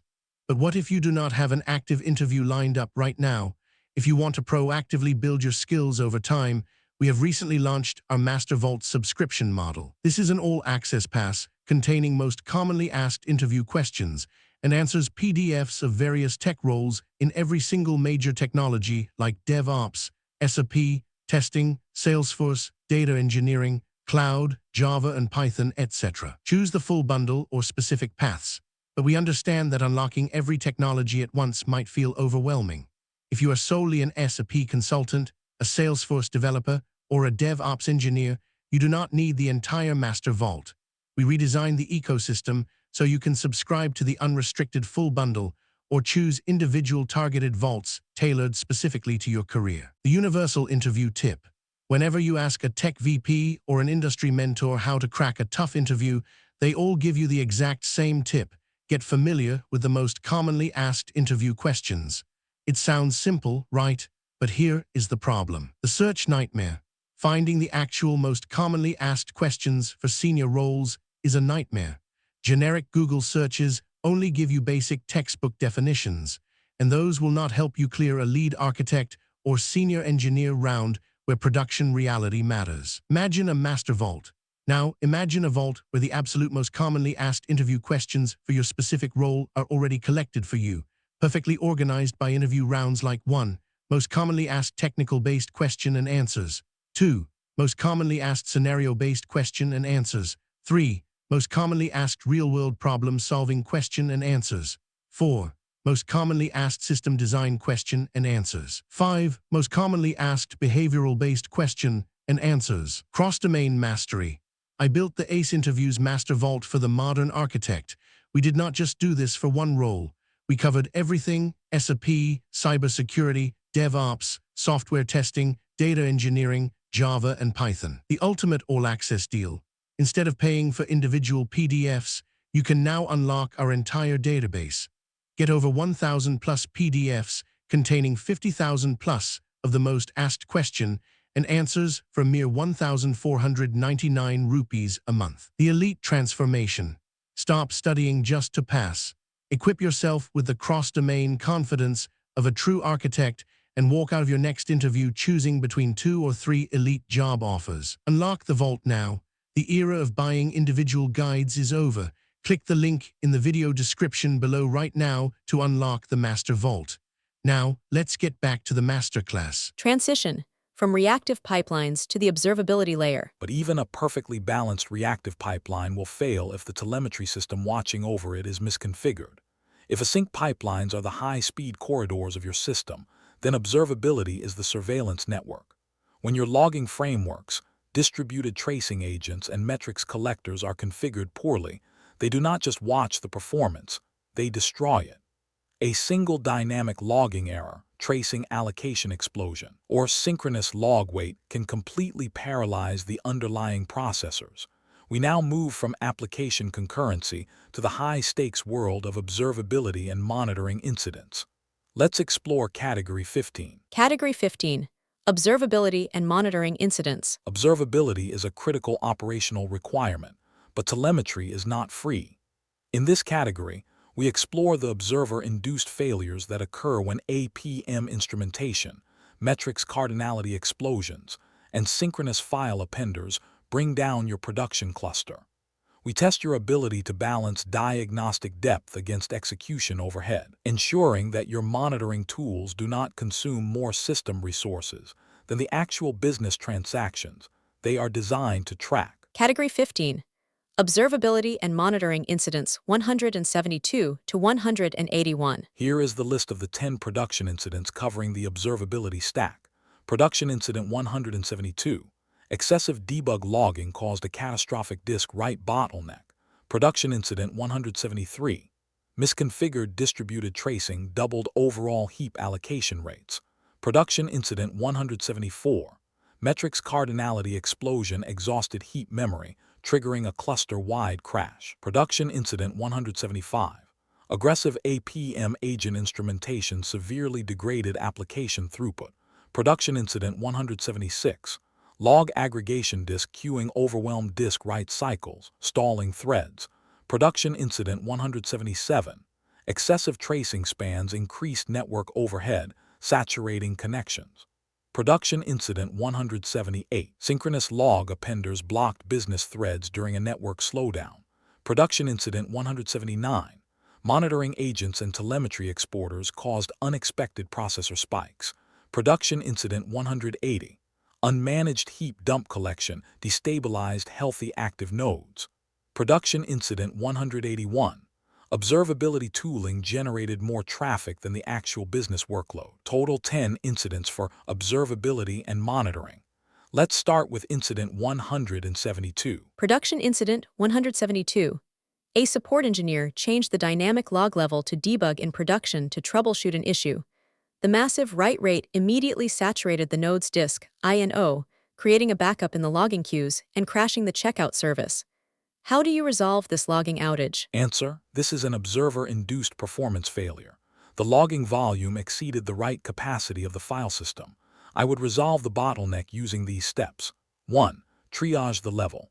Immediately reset the dynamic logging root level back to info via Spring Boot's actuator or your configuration gateway. 2. Enforce safe scopes. Restrict package-level debug logging strictly to your application package, ensuring framework libraries like Spring or Hibernate remain at warn level. 3. Configure rate limiting. Implement a burst filter in your logback configuration to automatically drop duplicate logging spikes during high concurrency periods. Pro tip: debug logging is a hidden threat to enterprise stability.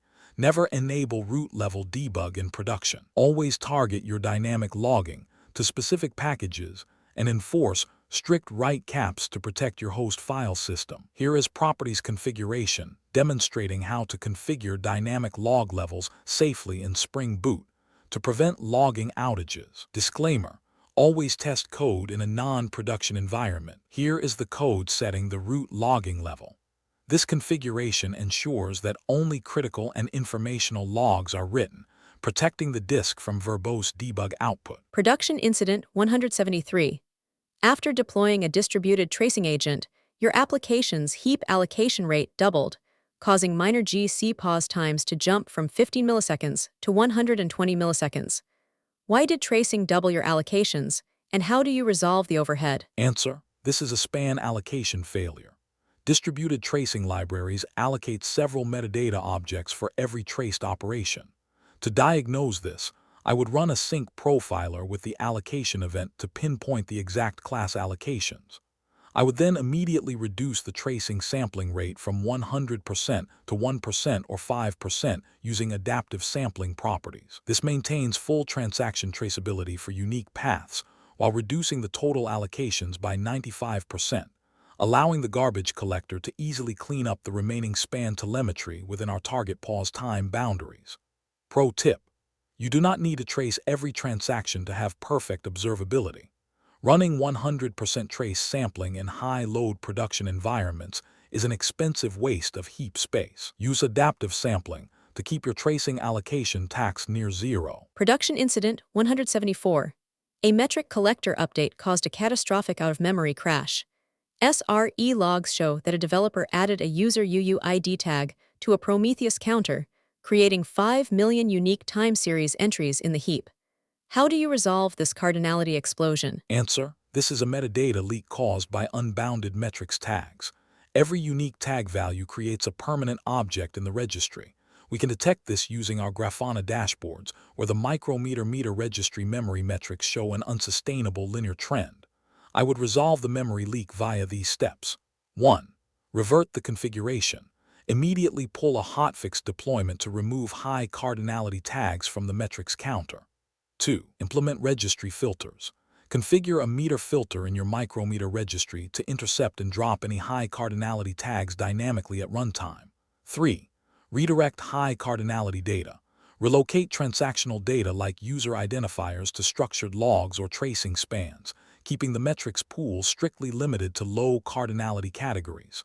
Pro tip: metrics are for aggregates, not individuals. A single high cardinality tag like user ID will create a heap exhaustion crisis in minutes.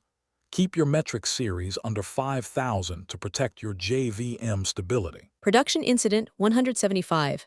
Your checkout service maximum throughput decreased by 25% after installing a new APM agent. Profiling shows that aggressive runtime instrumentation and extensive span creation are adding significant execution overhead to your hottest code paths, causing severe throughput degradation under production load.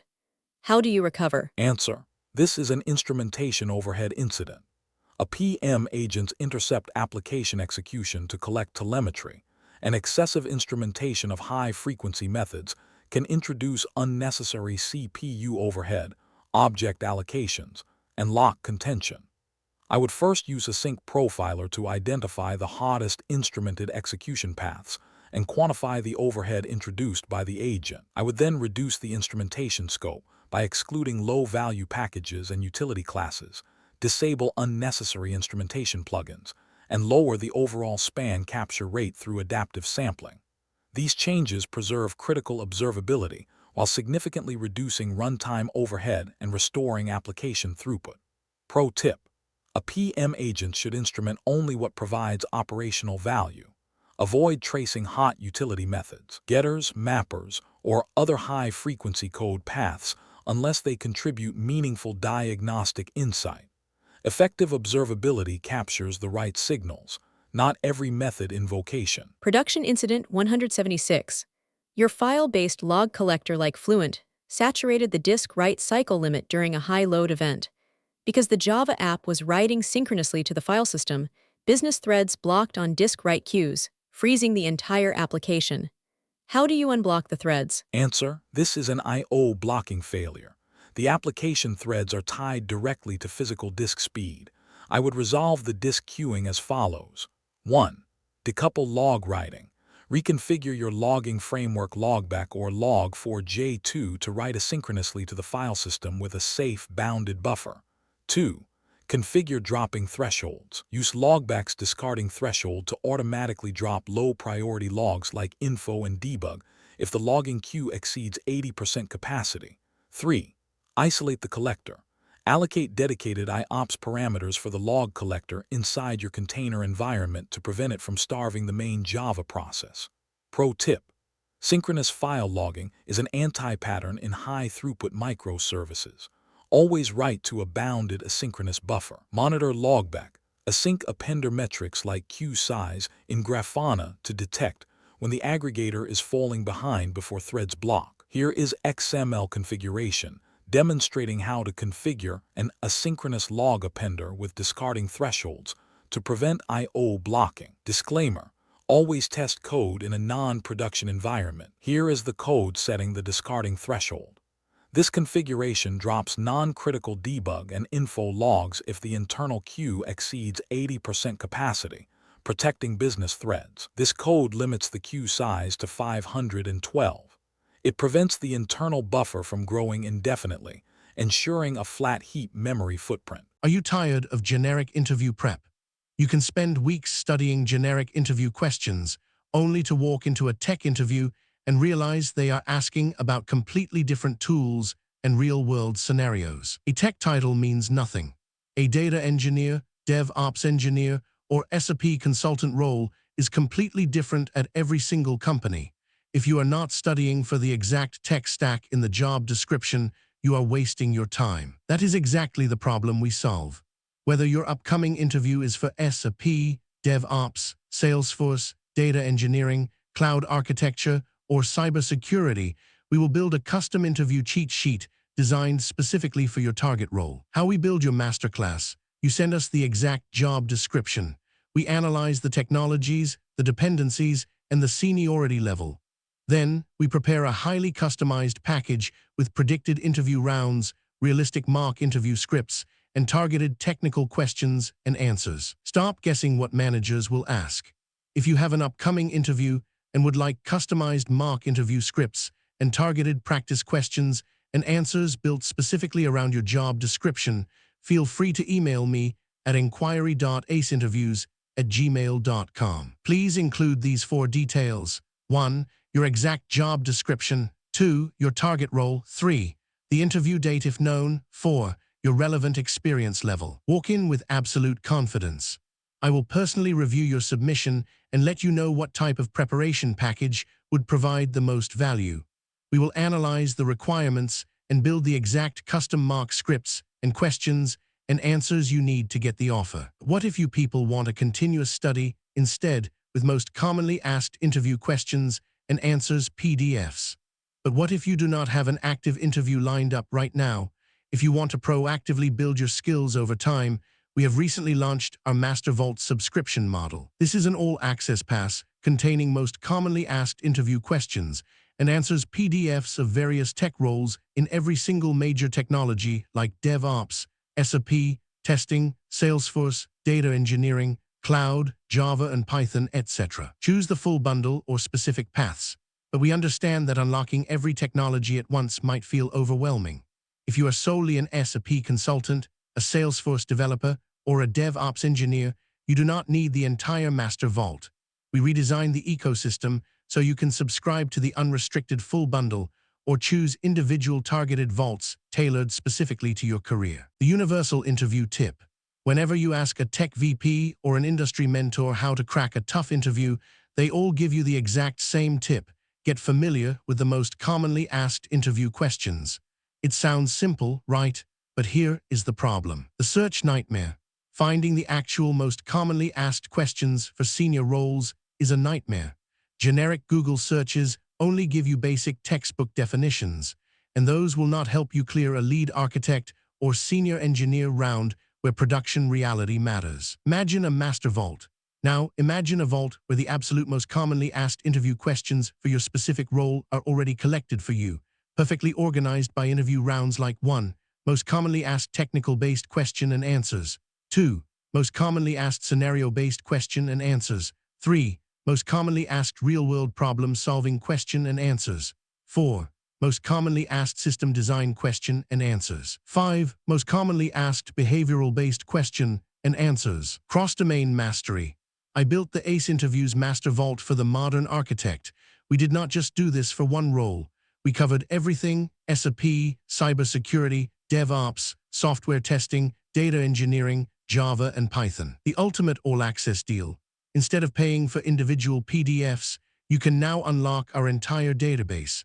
Get over 1,000 plus PDFs containing 50,000 plus of the most asked question and answers for a mere 1,499 rupees a month. The elite transformation. Stop studying just to pass. Equip yourself with the cross-domain confidence of a true architect and walk out of your next interview choosing between 2 or 3 elite job offers. Unlock the vault now. The era of buying individual guides is over. Click the link in the video description below right now to unlock the Master Vault. Now, let's get back to the masterclass. Production Incident 177. Your cloud networking costs spiked by 40%, and application nodes are dropping socket connections during traffic peaks. You find that the tracing agent is generating 200 megabytes of telemetry payload per second, saturating the network interface card. How do you resolve this network bloat? Answer: this is a telemetry transport bottleneck. Sending verbose tracing data over the public network is expensive and can starve your main business transactions of bandwidth. I would immediately implement collector compression using gzip on the exporter to significantly reduce the raw network payload size.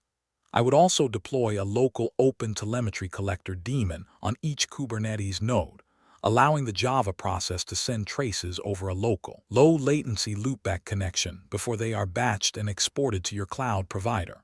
Pro tip: never let your JVM write traces directly to a remote cloud collector. Always use a local collector daemon to offload the transport cost. This reduces both your network latency and your cloud egress bill. Production Incident 178. A payment service froze during a peak sale event. The thread dump showed that 100% of servlet threads were blocked in a socket write call. You discover that a developer added a synchronous logstash appender that blocked the entire JVM when the network slowed down. How do you unblock the service? Answer: this is a cross-component blocking failure where logging dependencies are allowed to freeze core runtime execution. I would unblock the service as follows. 1. Switch to non-blocking appenders. Wrap the logstash appender in an asynchronous logback async appender. 2. Enable never block. Configure the appender's never block parameter to true, forcing logback to discard logs rather than blocking the application thread if the buffer fills. 3. Isolate log transport. Move the transport of log records to an external process like FileBeat, allowing the Java process to simply write to local disk, while an independent daemon handles network transport. Pro tip: synchronous remote logging is a production anti-pattern. If your logging target slows down, your application will freeze. Always use never block or an out-of-process log shipper to ensure logging never stops your business. Here is XML configuration, demonstrating how to configure logback, never block to prevent logging operations from stalling application threads. Disclaimer: always test code in a non-production environment. This code, followed by the non-blocking parameter, instructs logback to drop messages, rather than blocking the calling application threads if the logging queue becomes saturated. Production Incident 179. Every 30 seconds, your application experiences a 500 milliseconds latency spike, coinciding with the exact moment the metric exporter runs. You find that the Prometheus exporter is scanning millions of metric registries in memory, causing a massive processor spike. How do you smooth out the performance? Answer: this is a telemetry processing bottleneck. Calculating complex metrics aggregates inside the Java process is expensive. I would resolve this by first optimizing our Prometheus scrape configurations, increasing the scrape interval to 60 seconds to reduce compilation overhead. I would then audit expensive custom collectors doing heavy work and eliminate unnecessary high cardinality metrics. Optimizing our custom metrics registries first ensures the exporter process remains lightweight and eliminates the periodic CPU spikes. Pro tip: a metrics pull model forces the JVM to do heavy serialization work under load if the collector is inefficient. Always optimize your custom metrics code and scrape configurations before attempting a complete telemetry model migration. Production Incident 180. An automated monitoring script was configured to trigger a heap dump whenever the pod's memory usage hit 85%. However, during a traffic surge, this triggered simultaneous heap dumps across 10 active nodes, completely destabilizing the cluster and taking down the portal. How do you secure automated diagnostics? Answer: this is an observability feedback loop failure. The diagnostic tool became the outage driver. I would secure the automated collections as follows. 1. Implement cooldown windows. Configure a minimum 1-hour cooldown period between automated heap dump triggers to prevent crash loops. 2. Shift to light metrics. Replace heavy heap dumps with lightweight heap histograms or JFR Java flight recorder profiling during the initial alert phase. 3. Isolate the target mount. Ensure the JVM writes the dump file to a dedicated, high-speed persistent volume to prevent root disk saturation. Pro tip: heap dumps are expensive diagnostic operations that can significantly impact application performance. If you automate them on memory triggers, you will often trigger them during legitimate traffic peaks, turning a simple surge into a total platform outage. Production Incident 181. A network audit revealed that your observability tooling is generating more network traffic than the actual business transactions themselves, leading to massive cloud provider data transfer bills. How do you restore economic sanity? Answer: this is a telemetry bloat economic failure. More metrics do not mean better quality. I would immediately implement adaptive sampling for tracing, reduce log verbosity from info to warn for non-critical paths, and group duplicate exceptions using a rate-limiting filter. By auditing the metrics registry to drop unused metrics, you can reduce telemetry overhead by 80%, restoring network capacity and slashing your cloud provider bills without losing critical diagnostic visibility. Pro tip: observability is a business trade-off. If your telemetry network footprint is larger than your customer traffic footprint, you are paying a massive premium for information you will likely never read. Keep your telemetry lean and target-driven. Category 15 Conclusion. balancing observability and performance. Observability is a critical operational requirement, but we must remember that telemetry is part of the system workload. As we have seen in these 10 monitoring incidents, unmanaged debug logging, tracing allocation storms, and high cardinality metrics can easily convert a diagnostics layer into an outage driver. Mastery here requires strict profiling of your monitoring tools using Async profiler and keeping your metrics registries lean. By managing your telemetry footprint with the same rigor as your business code, you ensure complete operational visibility without sacrificing system scalability. Are you tired of generic interview prep? You can spend weeks studying generic interview questions, only to walk into a tech interview and realize they are asking about completely different tools and real-world scenarios. A tech title means nothing.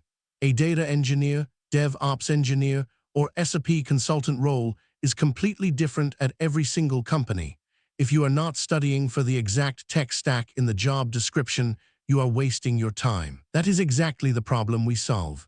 Whether your upcoming interview is for SAP, DevOps, Salesforce, data engineering, cloud architecture, or cybersecurity, we will build a custom interview cheat sheet designed specifically for your target role. How we build your masterclass. You send us the exact job description. We analyze the technologies, the dependencies, and the seniority level. Then, we prepare a highly customized package with predicted interview rounds, realistic mock interview scripts, and targeted technical questions and answers. Stop guessing what managers will ask. If you have an upcoming interview and would like customized mock interview scripts and targeted practice questions and answers built specifically around your job description, feel free to email me at inquiry.aceinterviews@gmail.com. Please include these 4 details. 1. Your exact job description. 2. Your target role. 3. The interview date if known. 4. Your relevant experience level. Walk in with absolute confidence. I will personally review your submission and let you know what type of preparation package would provide the most value. We will analyze the requirements and build the exact custom mock scripts and questions and answers you need to get the offer. What if you people want a continuous study instead with most commonly asked interview questions and answers PDFs? But what if you do not have an active interview lined up right now? If you want to proactively build your skills over time, we have recently launched our Master Vault subscription model. This is an all-access pass containing most commonly asked interview questions and answers PDFs of various tech roles in every single major technology like DevOps, SAP, testing, Salesforce, data engineering, cloud, Java and Python, etc. Choose the full bundle or specific paths, but we understand that unlocking every technology at once might feel overwhelming. If you are solely an SAP consultant, a Salesforce developer, or a DevOps engineer, you do not need the entire Master Vault. We redesigned the ecosystem so you can subscribe to the unrestricted full bundle or choose individual targeted vaults tailored specifically to your career. The universal interview tip. Whenever you ask a tech VP or an industry mentor how to crack a tough interview, they all give you the exact same tip. Get familiar with the most commonly asked interview questions. It sounds simple, right? But here is the problem. The search nightmare. Finding the actual most commonly asked questions for senior roles is a nightmare. Generic Google searches only give you basic textbook definitions, and those will not help you clear a lead architect or senior engineer round where production reality matters. Imagine a master vault. Now, imagine a vault where the absolute most commonly asked interview questions for your specific role are already collected for you, perfectly organized by interview rounds like 1. Most commonly asked technical-based question and answers. 2. Most commonly asked scenario-based question and answers. 3. Most commonly asked real-world problem-solving question and answers. 4. Most commonly asked system design question and answers. 5. Most commonly asked behavioral-based question and answers. Cross-domain mastery. I built the ACE Interviews Master Vault for the modern architect. We did not just do this for one role. We covered everything: SAP, cybersecurity, DevOps, software testing, data engineering, Java, and Python. The ultimate all-access deal. Instead of paying for individual PDFs, you can now unlock our entire database. Get over 1,000 plus PDFs containing 50,000 plus of the most asked question and answers for a mere 1,499 rupees a month. The elite transformation. Stop studying just to pass. Equip yourself with the cross-domain confidence of a true architect and walk out of your next interview choosing between 2 or 3 elite job offers. Unlock the vault now. The era of buying individual guides is over. Click the link in the video description below right now to unlock the Master Vault. Now, let's get back to the masterclass. Transition. Stepping into the operating system network stack. But even a perfectly monitored JVM will fail if the operating system's network stack is misconfigured. If the observability layer is the surveillance network, then the OS kernel socket layer is the transit network that handles every byte of inbound and outbound traffic. When ephemeral ports are exhausted, DNS lookups block synchronously, or TCP retransmissions stall your sockets, the application layers freeze without throwing a single Java exception. We now move from monitoring overhead down to the system level. Network, OS, and socket level incidents. Let's explore Category 16. Category 16. Network, OS, and socket level incidents. A Java application's networking capability is bounded by the Linux kernel's handling of the TCP and IP stack. In this category, we dive into the low-level network failures that cause application thread pools to starve and latency to spike. We will analyze ephemeral port depletion, blocking DNS servers, and the memory pressure caused by slow network clients. We test your ability to tune sys-kittle socket parameters and Java security properties to survive network degradation. Category 16. Network, OS, and socket level incidents 182 to 186. Here is the list of the 5 production incidents covering the network stack. Production Incident 182. Outbound ephemeral port exhaustion crashed high-throughput client connections. Production Incident 183. Synchronous DNS resolution blocking froze application thread pools during server degradation. Production Incident 184. Time-wait socket accumulation overwhelmed the Linux kernel's connection tracking. Production Incident 185. Slow network client write blockages caused JVM internal buffers to fill, triggering memory pressure. Production Incident 186. Network packet drops triggered TCP retransmission timeouts, causing unexplained 200 milliseconds latency spikes. Production Incident 182. During a high-throughput load test, your gateway service crashed with java.net.no route to host exception. Cannot assign requested address. You find that all 28,000 local outbound TCP ports have been exhausted, halting all new backend connections. How do you resolve the port exhaustion? Answer: this is an ephemeral port exhaustion incident. The application is opening and closing sockets so quickly that the local port range has been fully depleted. I would resolve the exhaustion as follows. 1. Audit active sockets. Use the socket statistics utility SS-TAN or SS-S to audit current connection and socket allocations and verify the depletion. 2. Enforce application pooling. Configure your HTTP client to use a persistent connection pool with proper keep alive settings to prevent excessive connection churn. 3. Expand local port range. Tune the Linux sys-kittle IP local port range setting to expand the available local ephemeral ports to over 60,000. 4. Review kernel tuning. Evaluate TCP/TW reuse only as an additional OS optimization after validating kernel version compatibility. Pro tip: ephemeral port exhaustion is an application design failure first and an OS configuration failure second. Always prioritize robust connection pooling and keep alive settings to stop port churn before attempting risky kernel tuning. Here is bash configuration, demonstrating how to use socket statistics and expand local port ranges to prevent ephemeral port exhaustion. Disclaimer: always test code in a non-production environment. Here is the code showing how to use the socket statistics utility. This command lists all active TCP sockets to audit current port allocations. This code expands the local ephemeral port range to over 60,000 ports, allowing high-throughput client connections to avoid address assignment errors. Production Incident 183.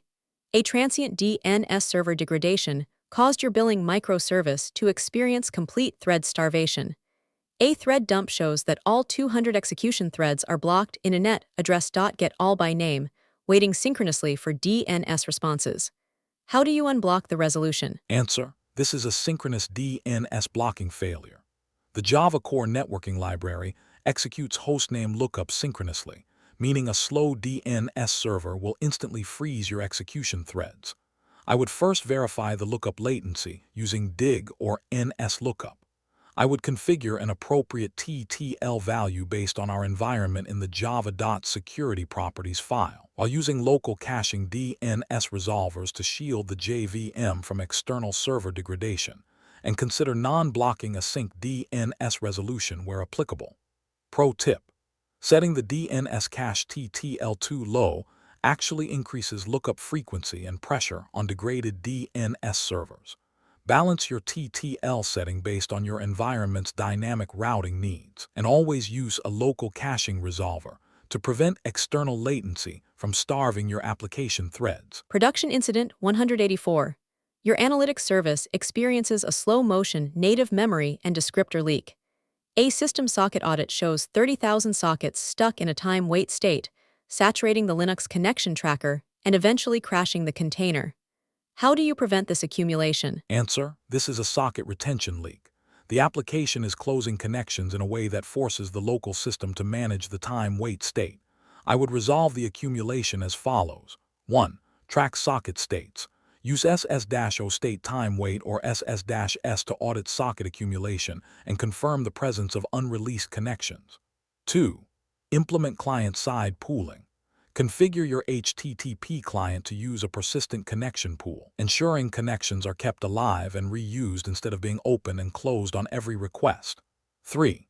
Verify connection closure. Check the code to ensure that when a request is completed, the HTTP client's connection entity stream is fully read and closed. Pro tip: if you close an HTTP connection before reading the entire response body, the JDBC or HTTP client cannot reuse the socket, forcing it into a time-wait state. Always consume the response stream fully to keep your sockets reusable. Here is Java code demonstrating how to configure an Apache HTTP client pooling manager to prevent time-wait socket leaks. Disclaimer: always test code in a non-production environment. Here is the code setting the maximum total pooled connections. This configuration limits the concurrent open sockets to 500, forcing the reuse of existing TCP connections. Production Incident 185.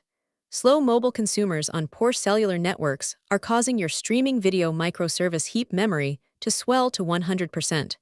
The application is buffering megabytes of response data in the JVM heap because socket write buffers are full. How do you protect the memory? Answer: this is a write buffer saturation incident. When a client cannot read data fast enough, the OS TCP send buffers fill up, forcing the JVM container to cache the unsent response data on the heap. I would use JDK Flight Recorder to trace socket write events and confirm this latency pattern. To resolve the memory pressure, I would implement non-blocking chunked streaming using Netty or Spring Webflux, or place an edge proxy like Nginx or a CDN in front of the service. These proxies terminate the client connection, buffering the slow writes with significantly lower JVM memory impact. Pro tip: never stream heavy payloads directly to slow clients from your JVM. The JVM's memory should not be used as a slow network buffer. Offload the slow write buffering to Nginx, which can manage the network latency with near zero memory footprint. Production Incident 186. Intermittent network packet drops inside your cloud environment are triggering unexplained 200 milliseconds latency spikes in your Java responses, though no application-level anomalies are visible. SRE logs show that the Linux TCP stack is executing a retransmission backoff. How do you resolve this? Answer: this is a network packet loss bottleneck. I would isolate the source of the packet drops and optimize our retry parameters as follows. 1. Audit OS-level telemetry. Use SAR-N or ethtool to trace TCP retransmissions, confirming if physical network drop packets are occurring at the driver or driver queue level. 2. Analyze network path. Run MTR or TCP dump to find latency hotspots and identify packet drops on external routers or cloud VPC virtual switches. 3. Configure application retries. Optimize downstream client retry configurations with exponential backoff to absorb transient packet drops without cascading timeouts. Pro tip: network packet loss is often masked as application latency. If your thread is waiting on socket read calls, use tools like MTR and TCP dump to verify the health of the underlying cloud VPC network before adjusting JVM or database pool configurations. Category 16 Conclusion: Mastering OS and socket-level performance. Mastering the operating system network stack is where Java performance engineering interfaces with the bare metal. As we have seen in these 5 socket incidents, network limitations like ephemeral port exhaustion, blocking DNS lookups, and TCP retransmissions are completely invisible to standard application heap profiling. Mastery in this domain requires deep system diagnostics using tools like MTR and TCP dump, paired with robust application-level HTTP connection pooling. By aligning your JVM's networking settings with the Linux kernel's capabilities, you ensure your platform can maintain massive throughput without silent thread starvation freezes. Are you tired of generic interview prep? You can spend weeks studying generic interview questions, only to walk into a tech interview and realize they are asking about completely different tools and real-world scenarios. A tech title means nothing. A data engineer, DevOps engineer, or SAP consultant role is completely different at every single company. If you are not studying for the exact tech stack in the job description, you are wasting your time. That is exactly the problem we solve. Whether your upcoming interview is for SAP, DevOps, Salesforce, data engineering, cloud architecture, or cybersecurity, we will build a custom interview cheat sheet designed specifically for your target role. How we build your masterclass: you send us the exact job description. We analyze the technologies, the dependencies, and the seniority level. Then, we prepare a highly customized package with predicted interview rounds, realistic mock interview scripts, and targeted technical questions and answers. Stop guessing what managers will ask. If you have an upcoming interview and would like customized mock interview scripts and targeted practice questions and answers built specifically around your job description, feel free to email me at inquiry.aceinterviews@gmail.com. Please include these 4 details. 1. Your exact job description. 2. Your target role. 3. The interview date if known. 4. Your relevant experience level. Walk in with absolute confidence. I will personally review your submission and let you know what type of preparation package would provide the most value. We will analyze the requirements and build the exact custom mock scripts and questions and answers you need to get the offer. What if you people want a continuous study instead, with most commonly asked interview questions and answers PDFs? But what if you do not have an active interview lined up right now? If you want to proactively build your skills over time, we have recently launched our Master Vault subscription model. This is an all-access pass containing most commonly asked interview questions and answers PDFs of various tech roles in every single major technology like DevOps, SAP, testing, Salesforce, data engineering, cloud, Java and Python, etc. Choose the full bundle or specific paths, but we understand that unlocking every technology at once might feel overwhelming. If you are solely an SAP consultant, a Salesforce developer, or a DevOps engineer, you do not need the entire Master Vault. We redesigned the ecosystem so you can subscribe to the unrestricted full bundle or choose individual targeted vaults tailored specifically to your career. The universal interview tip. Whenever you ask a tech VP or an industry mentor how to crack a tough interview, they all give you the exact same tip: get familiar with the most commonly asked interview questions. It sounds simple, right? But here is the problem. The search nightmare. Finding the actual most commonly asked questions for senior roles is a nightmare. Generic Google searches only give you basic textbook definitions, and those will not help you clear a lead architect or senior engineer round where production reality matters. Imagine a master vault. Now, imagine a vault where the absolute most commonly asked interview questions for your specific role are already collected for you, perfectly organized by interview rounds like 1. Most commonly asked technical-based question and answers. 2. Most commonly asked scenario-based question and answers. 3. Most commonly asked real-world problem-solving question and answers. 4. Most commonly asked system design question and answers. 5. Most commonly asked behavioral-based question and answers. Cross-domain mastery. I built the ACE Interviews Master Vault for the modern architect. We did not just do this for one role. We covered everything: SAP, cybersecurity, DevOps, software testing, data engineering, Java, and Python. The ultimate all-access deal. Instead of paying for individual PDFs, you can now unlock our entire database.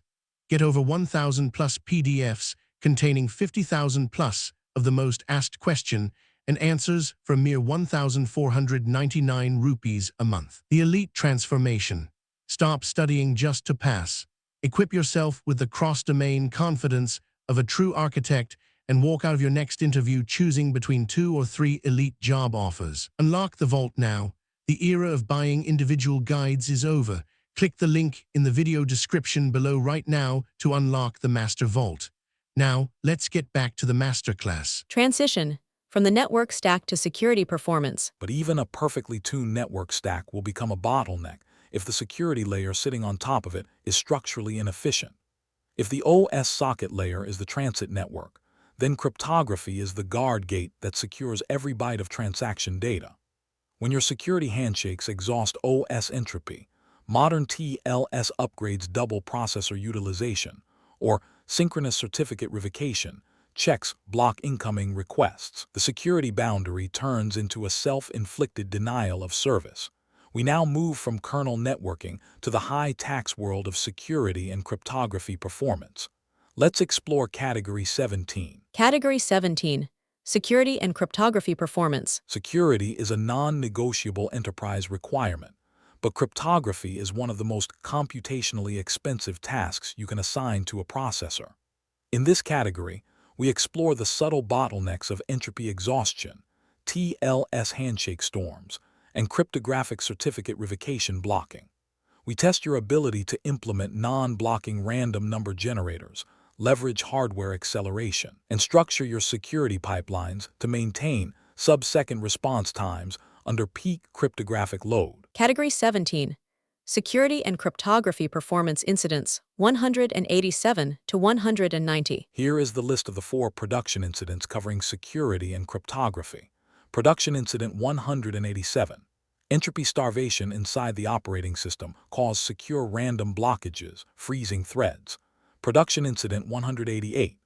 Upgrading to TLS 1.3 or changing custom cipher suites doubled processor utilization under high load. Production Incident 189. Algorithmic complexity attacks using hash colliding payloads caused 100% processor saturation. Production Incident 190. Synchronous certificate revocation calls to slow external authorities blocked the authentication pipeline. Production Incident 187. An identity provider microservice starts dropping connections and freezing during high authentication load. Thread dumps show several threads are blocked waiting for entropy. SREs realize a legacy library invoked secure random.get instance strong, which forces a blocking read on the system entropy pool even though the modern platform defaults are non-blocking. How do you resolve this? Answer: this is an entropy starvation incident caused by misconfiguring cryptographic parameters. We can use the security.get providers method in our startup diagnostic scripts to audit the active cryptographic providers. I would resolve the blockages as follows. 1. Audit secure random instances. Replace calls to secure random.get instance strong with the standard non-blocking new secure random constructor for non-critical tasks like session token generation. 2. Verify JDK entropy properties. Check your java.security configuration to ensure that secure random.source is aligned with the OS entropy source and utilizes the non-blocking urandom device. 3. Leverage hardware acceleration. Ensure your virtualized host has access to hardware random number generators or services like RNGD to automatically seed the system's entropy pool.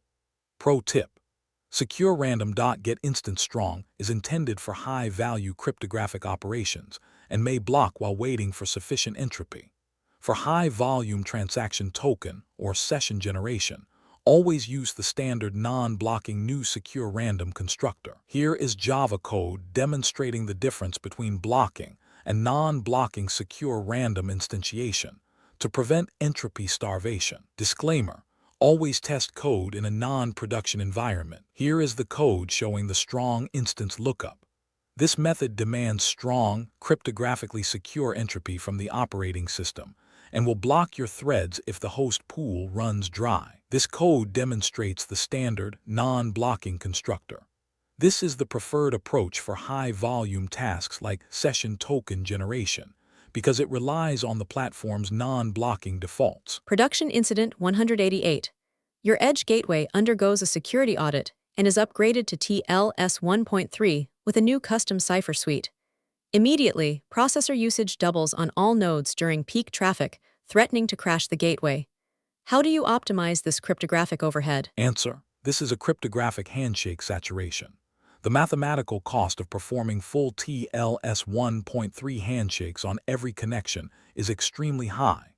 Before configuring your cipher suites, use the OpenSSL speed tool on the host to benchmark RSA versus elliptic curve cryptography throughput. I would resolve this by enabling TLS session resumption using session tickets, which allows returning clients to perform a lightweight handshake that skips the heavy asymmetric cryptography. For high-throughput systems, evaluate whether terminating TLS at an edge proxy or load balancer better matches your architecture, freeing the Java process to handle business transactions. If terminating on the JVM, I would evaluate native OpenSSL-based providers such as NetETC native for your workload. Pro tip: if TLS processing becomes a measurable CPU bottleneck under high concurrency, evaluate native OpenSSL-based providers such as NetETC native for your workload to bypass standard JDK security overhead. Production Incident 189. A coordinated attack targeted your JSON parser microservice. The attacker sent crafted payloads with custom hash colliding field names, forcing Java hash map execution to navigate collided buckets. How do you defend against this? Answer: this is an algorithmic complexity denial of service attack. I would defend the system by limiting payload density and verifying our runtime's native mitigations. 1. Enforce payload limits. Configure your gateway to restrict the maximum incoming JSON payload size to block bulk attack strings. 2. Limit parser keys. Configure your JSON parser with a strict limit on the number of unique properties allowed per object. 3. Verify treeification. Ensure you are running on a modern JDK where hash map automatically treifies collided buckets, keeping worst-case search complexity at logarithmic levels. Pro tip: modern JDKs mitigate hash collision attacks by converting highly collided hash map buckets into red-black trees, reducing the worst-case lookup complexity from a slow linear search to logarithmic complexity. However, capping the maximum allowable JSON keys is still your first line of defense. Production Incident 190. A partner certificate authority suffered a network degradation. Consequently, your authentication gateway froze completely because synchronous outbound CRL or OCSP calls blocked every incoming request. How do you resolve this revocation blocking? Answer: this is an outbound dependency failure. By default, the JVM performs synchronous, blocking network calls to verify certificate revocation lists CRL or use online certificate status protocol OCSP. We can use key tool diagnostics to verify the trust store integrity and ensure the certificate paths are pre-validated. To resolve this, I would configure OCSP stapling on our edge proxy. For supported clients and deployments, this greatly reduces, and in many cases eliminates, the need for runtime revocation lookups by the JVM during the handshake, protecting the authentication thread pool from external network latency. Pro tip: never let a third-party certificate authority block your authentication gateway. Implement OCSP stapling at your proxy layer, and always configure strict connection and read timeouts on any outbound CRL lookup to prevent complete thread starvation. Category 17 Conclusion. Mastering cryptographic boundaries. Security is an absolute enterprise requirement, but cryptography is one of the most computationally expensive tasks you can assign to a processor. As we have seen in these 4 security incidents, Unmanaged cryptographic handshakes, blocking certificate status checks, and raw entropy exhaustion can quickly turn your security parameters into a self-inflicted denial of service. Mastery in this category requires using non-blocking random number generators, offloading heavy encryption to edge proxies, and implementing OCSP stapling to bypass synchronous network latency. By designing security pipelines that respect hardware capabilities, you protect both your corporate data and your platform's responsiveness under load. Are you tired of generic interview prep? You can spend weeks studying generic interview questions, only to walk into a tech interview and realize they are asking about completely different tools and real-world scenarios. A tech title means nothing. A data engineer, DevOps engineer, or SAP consultant role is completely different at every single company. If you are not studying for the exact tech stack in the job description, you are wasting your time. That is exactly the problem we solve. Whether your upcoming interview is for SAP, DevOps, Salesforce, data engineering, cloud architecture, or cybersecurity, we will build a custom interview cheat sheet designed specifically for your target role. How we build your masterclass: you send us the exact job description. We analyze the technologies, the dependencies, and the seniority level. Then, we prepare a highly customized package with predicted interview rounds, realistic mock interview scripts, and targeted technical questions and answers. Stop guessing what managers will ask. If you have an upcoming interview and would like customized mock interview scripts and targeted practice questions and answers built specifically around your job description, feel free to email me at inquiry.aceinterviews@gmail.com. Please include these 4 details. 1. Your exact job description. 2. Your target role. 3. The interview date if known. 4. Your relevant experience level. Walk in with absolute confidence. I will personally review your submission and let you know what type of preparation package would provide the most value. We will analyze the requirements and build the exact custom mock scripts and questions and answers you need to get the offer. What if you people want a continuous study instead, with most commonly asked interview questions and answers PDFs? But what if you do not have an active interview lined up right now? If you want to proactively build your skills over time, we have recently launched our Master Vault subscription model. This is an all-access pass containing most commonly asked interview questions and answers PDFs of various tech roles in every single major technology like DevOps, SAP, testing, Salesforce, data engineering, cloud, Java and Python, etc. Choose the full bundle or specific paths, but we understand that unlocking every technology at once might feel overwhelming. If you are solely an SAP consultant, a Salesforce developer, or a DevOps engineer, you do not need the entire Master Vault. We redesigned the ecosystem so you can subscribe to the unrestricted full bundle or choose individual targeted vaults tailored specifically to your career. The universal interview tip. Whenever you ask a tech VP or an industry mentor how to crack a tough interview, they all give you the exact same tip: get familiar with the most commonly asked interview questions. It sounds simple, right? But here is the problem. The search nightmare. Finding the actual most commonly asked questions for senior roles is a nightmare. Generic Google searches only give you basic textbook definitions, and those will not help you clear a lead architect or senior engineer round where production reality matters. Imagine a master vault. Now, imagine a vault where the absolute most commonly asked interview questions for your specific role are already collected for you, perfectly organized by interview rounds like 1. Most commonly asked technical-based question and answers. 2. Most commonly asked scenario-based question and answers. 3. Most commonly asked real-world problem-solving question and answers. 4.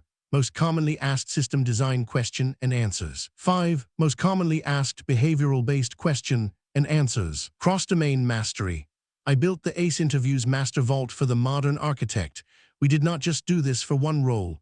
We covered everything: SAP, cybersecurity, DevOps, software testing, data engineering, Java, and Python. The ultimate all-access deal. Instead of paying for individual PDFs, you can now unlock our entire database. Get over 1,000 plus PDFs containing 50,000 plus of the most asked question and answers for a mere 1,499 rupees a month. The elite transformation. Stop studying just to pass. Equip yourself with the cross-domain confidence of a true architect and walk out of your next interview choosing between 2 or 3 elite job offers. Unlock the vault now. The era of buying individual guides is over. Click the link in the video description below right now to unlock the Master Vault.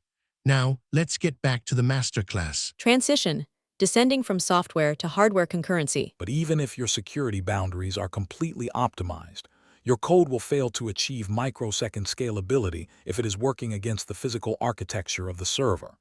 If software design is the blueprint, then the underlying hardware, the CPU cache lines, memory sockets, and bus controllers, is the silicon sandbox where your threads actually execute. When threads conflict over the same L1 cache line, allocate memory across distant physical processor sockets, or exhaust the kernel with context switching, your latency spikes unpredictably. We now move from application-level security down to the physical silicon layer.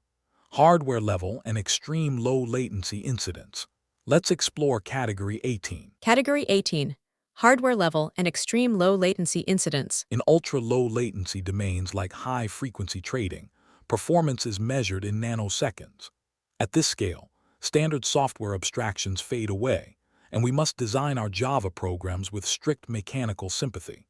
In this category, we explore the silent execution bottlenecks of false sharing, non-uniform memory access misalignment, and the operating system overhead of thread context switch storms. We test your ability to align your thread models with physical CPU cache lines and processor sockets to unlock maximum hardware throughput. Category 18. Hardware level and extreme low latency incidents, 191 to 193. Here is the list of the 3 production incidents covering the physical hardware interface. Production Incident 191. False sharing and cache line bouncing destroyed L1 cache efficiency under high concurrency. Production Incident 192. Non-uniform memory access node misalignment increased memory latency during cross-socket reads. Production Incident 193. Context switch storms caused the operating system to spend more time scheduling threads than executing bytecode. Total 3 incidents for hardware level and low latency. Let's start with the cache line bottleneck in Incident 191. Production Incident 191. An ultra-low latency order matching engine is experiencing erratic latency spikes during peak trading. CPU profiling shows high L1 and L2 cache miss rates. SREs realize that multiple threads are modifying independent fields on the same cache line, triggering constant cache invalidation and cache line bouncing. How do you resolve this? Answer: this is a false sharing or cache line bouncing incident. The CPU core must invalidate its entire cache line whenever a neighboring core writes to a variable residing on that same segment. I would resolve the contention as follows. 1. Audit cache contention. Run native profiling diagnostics using perf-c2c or perfstat on the host to monitor cache-to-cache line invalidations in real time. 2. Use the contended annotation. Annotate the volatile variables with that contended to instruct the virtual machine to pad the fields. 3. Unlock contended parameters. Ensure the "-xx:"-restrict contended setting is enabled at startup to allow application classes to utilize this padding. Pro tip: most modern server CPUs use 64-byte cache lines. If thread A writes to field 1 and thread B writes to field 2 on the same line, the hardware blocks execution to sync the cores. Use at contended with the "-xx:"-restrict contended setting to eliminate this invisible bottleneck. Here is Java code demonstrating how to use the contended annotation to prevent false sharing and eliminate cache line contention. Disclaimer: always test code in a non-production environment. Here is the code demonstrating the contended annotation. This annotation instructs the virtual machine to add padding to reduce the likelihood that contended fields share the same cache line, preventing cache invalidation loop cycles. Production Incident 192. Your distributed key value store is experiencing high memory access latency on multi-socket servers.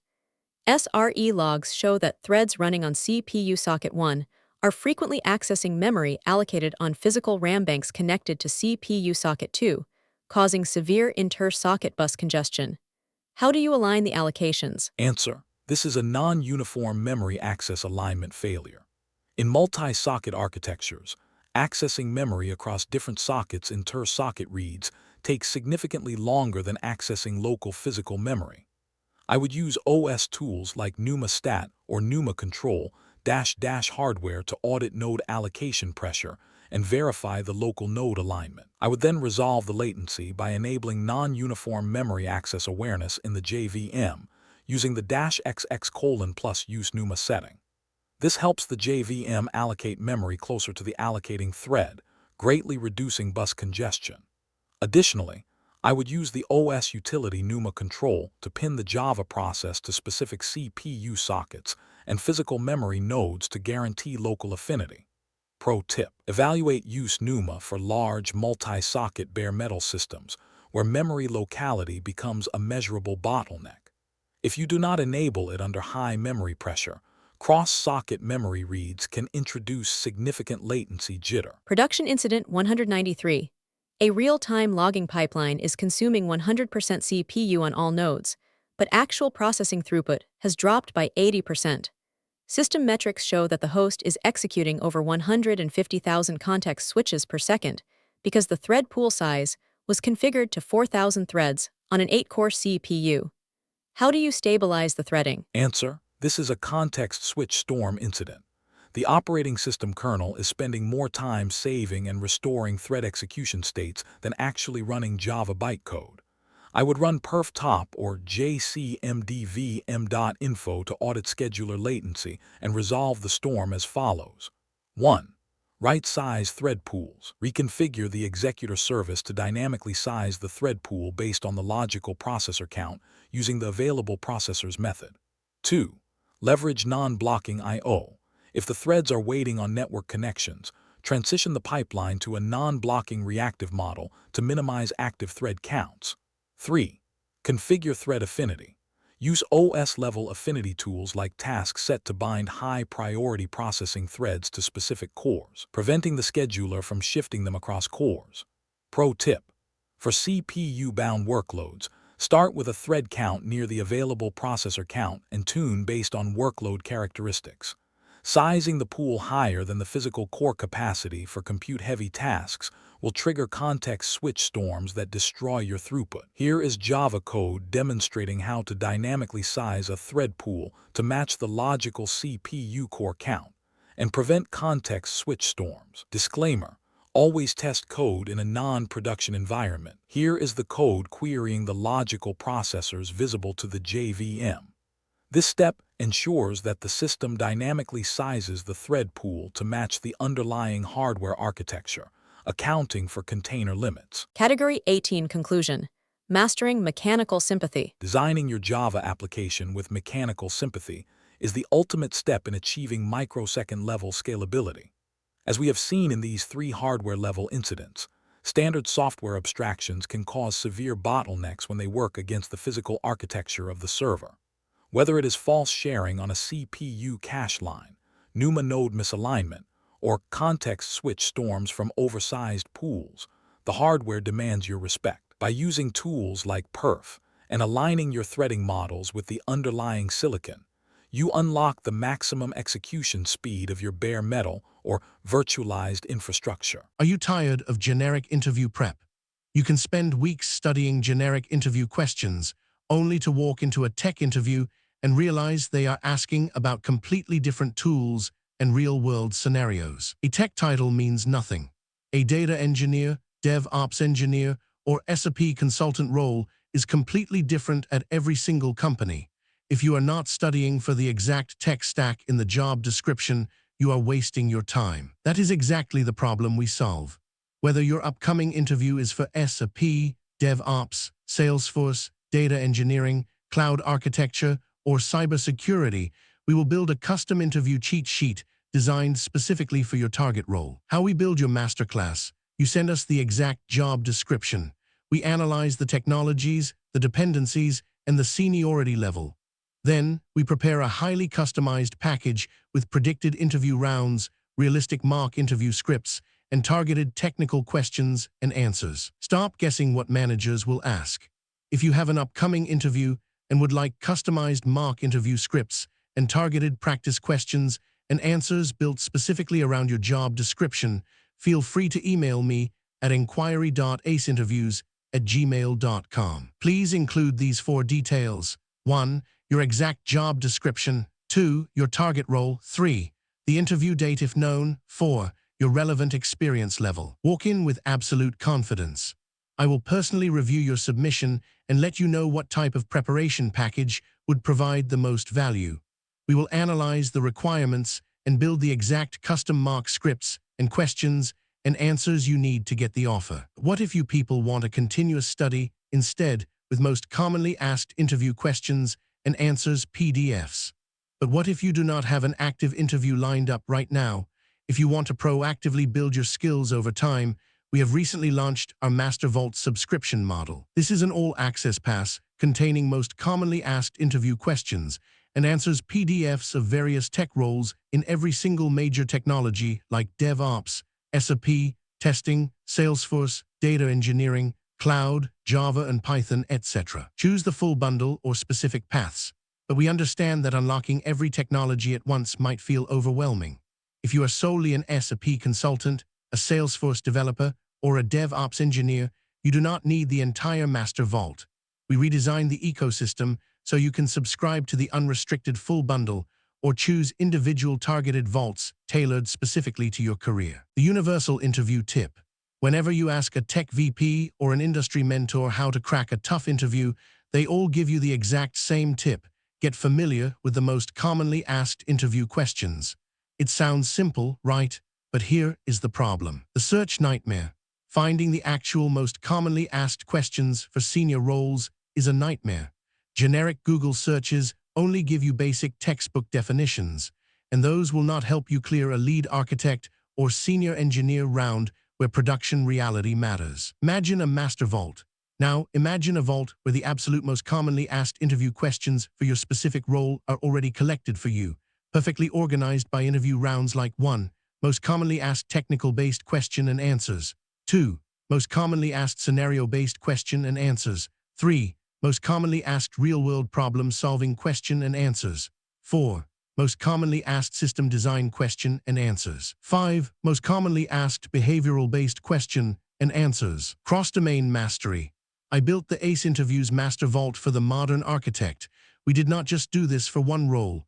We covered everything: SAP, cybersecurity, DevOps, software testing, data engineering, Java and Python. The ultimate all-access deal. Instead of paying for individual PDFs, you can now unlock our entire database. Get over 1,000 plus PDFs containing 50,000 plus of the most asked question and answers for a mere 1,499 rupees a month. The elite transformation. Stop studying just to pass. Equip yourself with the cross-domain confidence of a true architect and walk out of your next interview choosing between 2 or 3 elite job offers. Unlock the vault now. The era of buying individual guides is over. Click the link in the video description below right now to unlock the Master Vault. Now, let's get back to the masterclass. Transition from the silicon to the file system boundaries. But even a perfectly aligned processor pipeline will stall if the operating system's disk storage and file system boundaries are exhausted. If CPU cache lines are the instant memory of your system, then the local file system is the physical warehouse. When your application runs out of file descriptors, synchronous log writers trigger massive I/O wait queues, or heap dumps fill up the container's ephemeral storage. The virtual machine will experience severe execution stalls or be abruptly terminated by the host. We now move from the low-level silicon down to the storage subsystem. Disk I/O, file descriptors, and file system incidents. Let's explore Category 19. Category 19.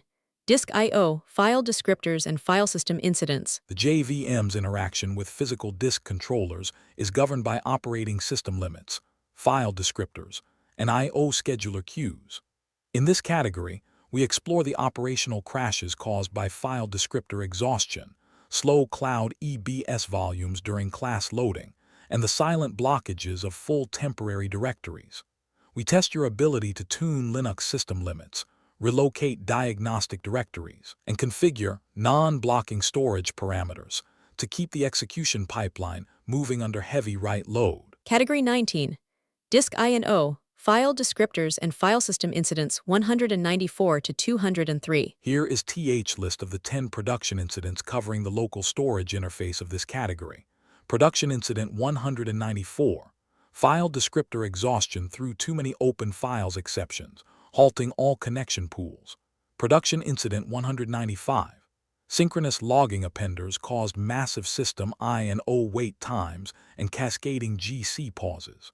Production Incident 196. Heap dump and JFR generation filled the container's ephemeral storage, killing the pod. Production Incident 197. Intensive jar scanning on slow EBS and NFS volumes during startup delayed application ignition. Production Incident 198. Linux max map count exhaustion caused JVM crashes in heavy Lucene and Elasticsearch indexing systems. Production Incident 199. The system temp directory filled up, completely blocking temporary file creation by the JVM. Production Incident 200. Log rotation failures flooded host disks and crashed critical application nodes. Production Incident 201. ClassPath bloat with thousands of duplicate jars slowed startup time dramatically. Production Incident 202. Persistent NFS latency caused severe thread blocking during JVM class loading phases. Production Incident 203. Automated core dump generation completely exhausted disk space during cascading crash loops. Total 10 incidents for disk I&O and sockets. Let's start with the file descriptor leak in Incident 194. Production Incident 194. Your high-throughput gateway crashes with java.net.socket exception. Too many open files. You find that the JVM process has reached its operating system limit of 1,024 file descriptors, blocking all database and network connection pools. How do you resolve this? Answer: this is a file descriptor exhaustion incident. In Linux, every open socket, database connection, and jar file consumes a file descriptor. I would use the ulimit-n command to check active process limits and resolve the exhaustion as follows. 1. Audit open descriptors. Run list open files -ppid or ls-l/proc/process id/fd on the host to count open descriptors and identify if the leak is coming from unclosed sockets or files. 2. Increase system limits. Edit the /etc/security/limits.conf file to increase the soft and hard limits for the application user. 3.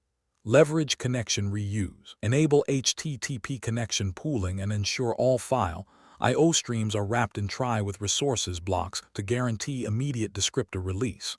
Pro tip: increase file descriptor limits based on the application's concurrency requirements and validate them with load testing. Every database connection, HTTP socket, and open jar counts as a file, making default host ceilings highly risky. Here is configuration demonstrating how to configure Linux limits.conf to increase maximum open file descriptors for the JVM process. Disclaimer: always test code in a non-production environment. Here is the code setting the soft limit for open files. This line allows the Java user process to dynamically allocate up to 65,000 concurrent file descriptors. This code defines the hard ceiling. It prevents any process owned by the Java user from exceeding 65,000 open descriptors, protecting the OS kernel resources. Production Incident 195. During a promotional event, your order microservice latency spiked from 10 milliseconds to 4 seconds, though heap and database metrics looked healthy. Profiling shows that 80% of CPU thread time was spent in blocked states, waiting synchronously for logback to write to /var/log. How do you eliminate this I&O wait? Answer: this is an I&O blocking failure. Writing logs synchronously to a physical disk or slow EBS volume forces your application threads to stall during high-traffic write bottlenecks.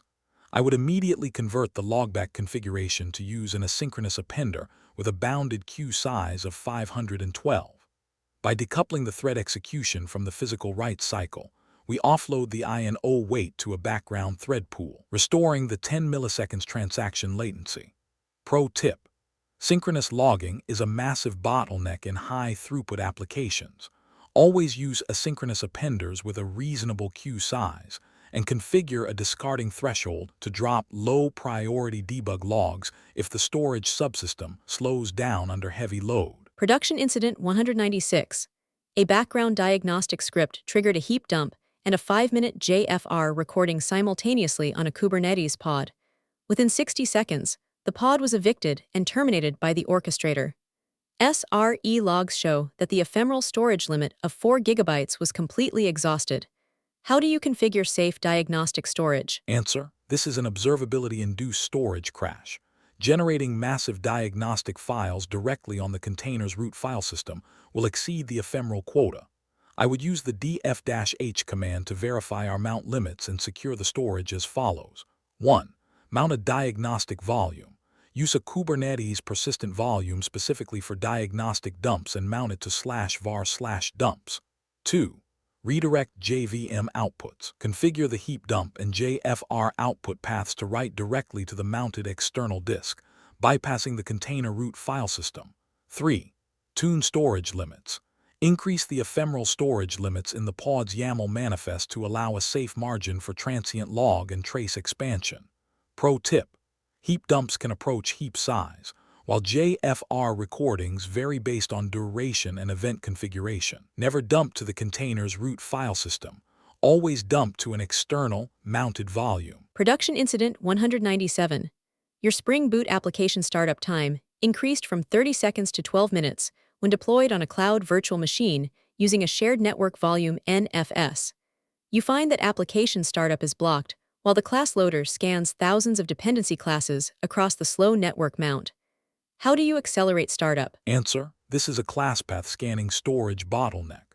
Shared network file systems like NFS have extremely high metadata latency. When Spring scans thousands of classes sequentially, every file open operation blocks the startup sequence. I would resolve this by first enabling appcds, which reduces class loading and class metadata initialization overhead. For the build pipeline, I would refactor the Docker file to copy all application dependencies directly onto the fast, local SSD volume of the host container, ensuring that no class loading operations ever occur over a remote network mount. Pro tip: network-attached storage is the enemy of fast Java class loading.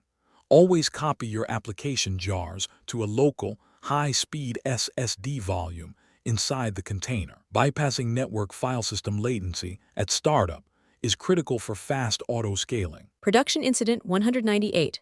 Your search indexing service crashes with an out-of-memory error. SRE logs show that the JVM crashed during a memory-mapped file allocation. Even though the system has plenty of free RAM, the process exceeded the OSVM.max map count limit.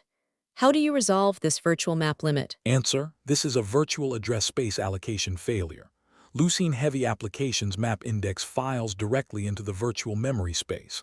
I would resolve the exhaustion as follows. 1. Audit active maps. Check the /proc/PID/maps file to count the current virtual memory mappings and identify the consumer. 2.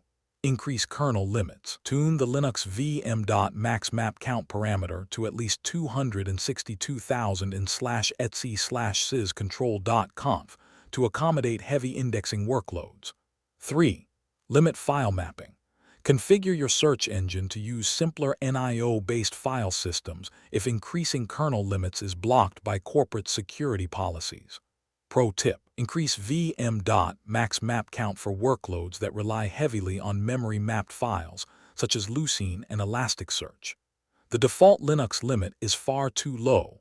Always increase max_map_count to 262,000 for heavy database and indexing JVMs. Here is syskittle configuration demonstrating how to increase max_map_count to prevent virtual memory map exhaustion in heavy data indexing systems. Disclaimer: always test code in a non-production environment. Here is the code adjusting the map count setting. This parameter increases the virtual memory map limit to over 262,000, allowing Elasticsearch or Leucine libraries to open large index structures. Are you tired of generic interview prep? You can spend weeks studying generic interview questions, only to walk into a tech interview and realize they are asking about completely different tools and real-world scenarios. A tech title means nothing. A data engineer, DevOps engineer, or SAP consultant role is completely different at every single company. If you are not studying for the exact tech stack in the job description, you are wasting your time. That is exactly the problem we solve. Whether your upcoming interview is for SAP, DevOps, Salesforce, data engineering, cloud architecture, or cybersecurity, we will build a custom interview cheat sheet designed specifically for your target role. How we build your masterclass: you send us the exact job description. We analyze the technologies, the dependencies, and the seniority level. Then, we prepare a highly customized package with predicted interview rounds, realistic mock interview scripts, and targeted technical questions and answers. Stop guessing what managers will ask. If you have an upcoming interview and would like customized mock interview scripts and targeted practice questions and answers built specifically around your job description, feel free to email me at inquiry.aceinterviews@gmail.com. Please include these 4 details. 1. Your exact job description. 2. Your target role. 3. The interview date if known. 4. Your relevant experience level. Walk in with absolute confidence. I will personally review your submission and let you know what type of preparation package would provide the most value. We will analyze the requirements and build the exact custom mock scripts and questions and answers you need to get the offer. What if you people want a continuous study instead, with most commonly asked interview questions and answers PDFs? But what if you do not have an active interview lined up right now? If you want to proactively build your skills over time, we have recently launched our Master Vault subscription model. This is an all-access pass containing most commonly asked interview questions and answers PDFs of various tech roles in every single major technology like DevOps, SAP, testing, Salesforce, data engineering, cloud, Java and Python, etc. Choose the full bundle or specific paths, but we understand that unlocking every technology at once might feel overwhelming. If you are solely an SAP consultant, a Salesforce developer, or a DevOps engineer, you do not need the entire Master Vault.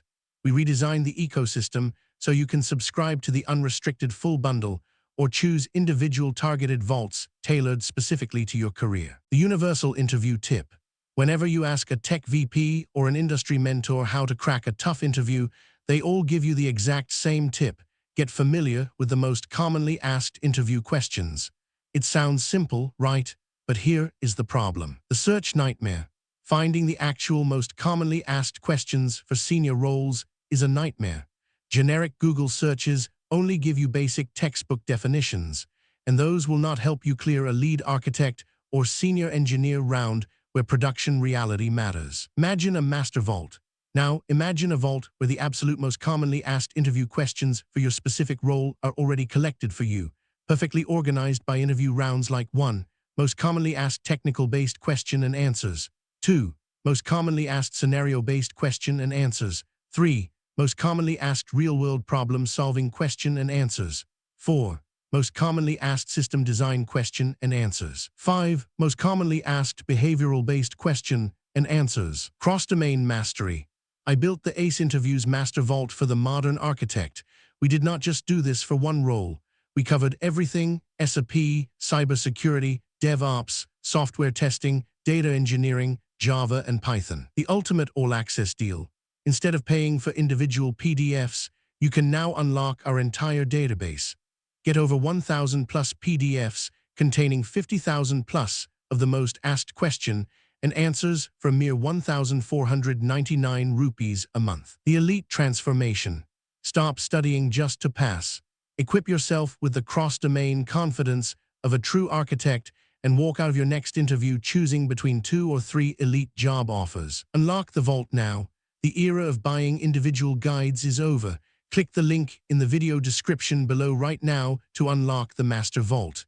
Now, let's get back to the masterclass. Production Incident 199. An encryption service suddenly stopped processing files. SRE logs show that the JVM failed to create a temporary file and threw a I/O exception. You find that the default /temp directory is 100% full due to other system tasks, blocking all runtime temporary operations. How do you resolve this? Answer: this is a resource-sharing file system failure. By default, the JVM writes all temporary files like native libraries and uploaded attachments to the host/temp directory. I would use the find/temp command to audit dynamic disk utilization, and use the jcmd vm.native memory summary tool to check native resources. I would immediately resolve this by configuring the -d java.io.tmpd IR parameter to redirect the JVM's temporary directory to a dedicated, high-capacity mounted volume, ensuring that our application's temporary files are isolated and protected from host-level disk exhaustion. Pro tip: never allow your JVM to use the default shared /temp directory in production. It is a shared, unthrottled resource. Always use -d java.io.tmpd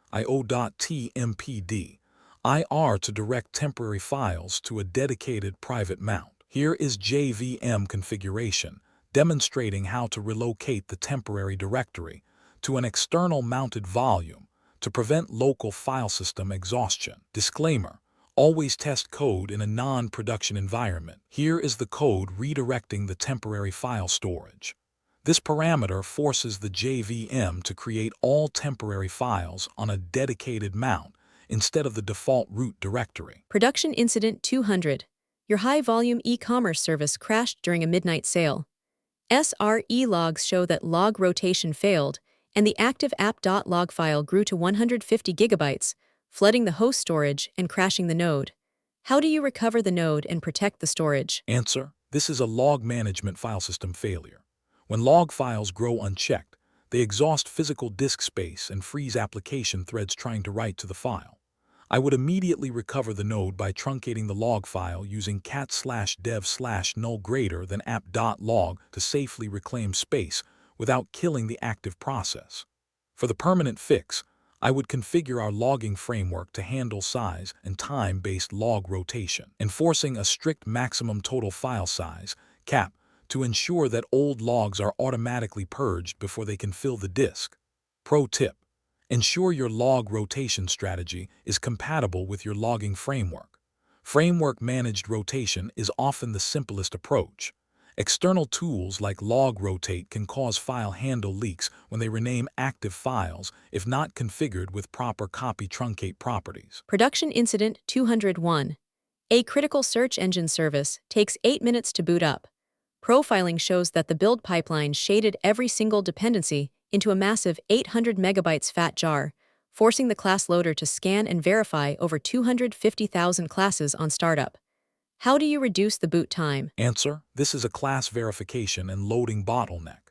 The JVM is spending massive CPU cycles indexing classes that are never used.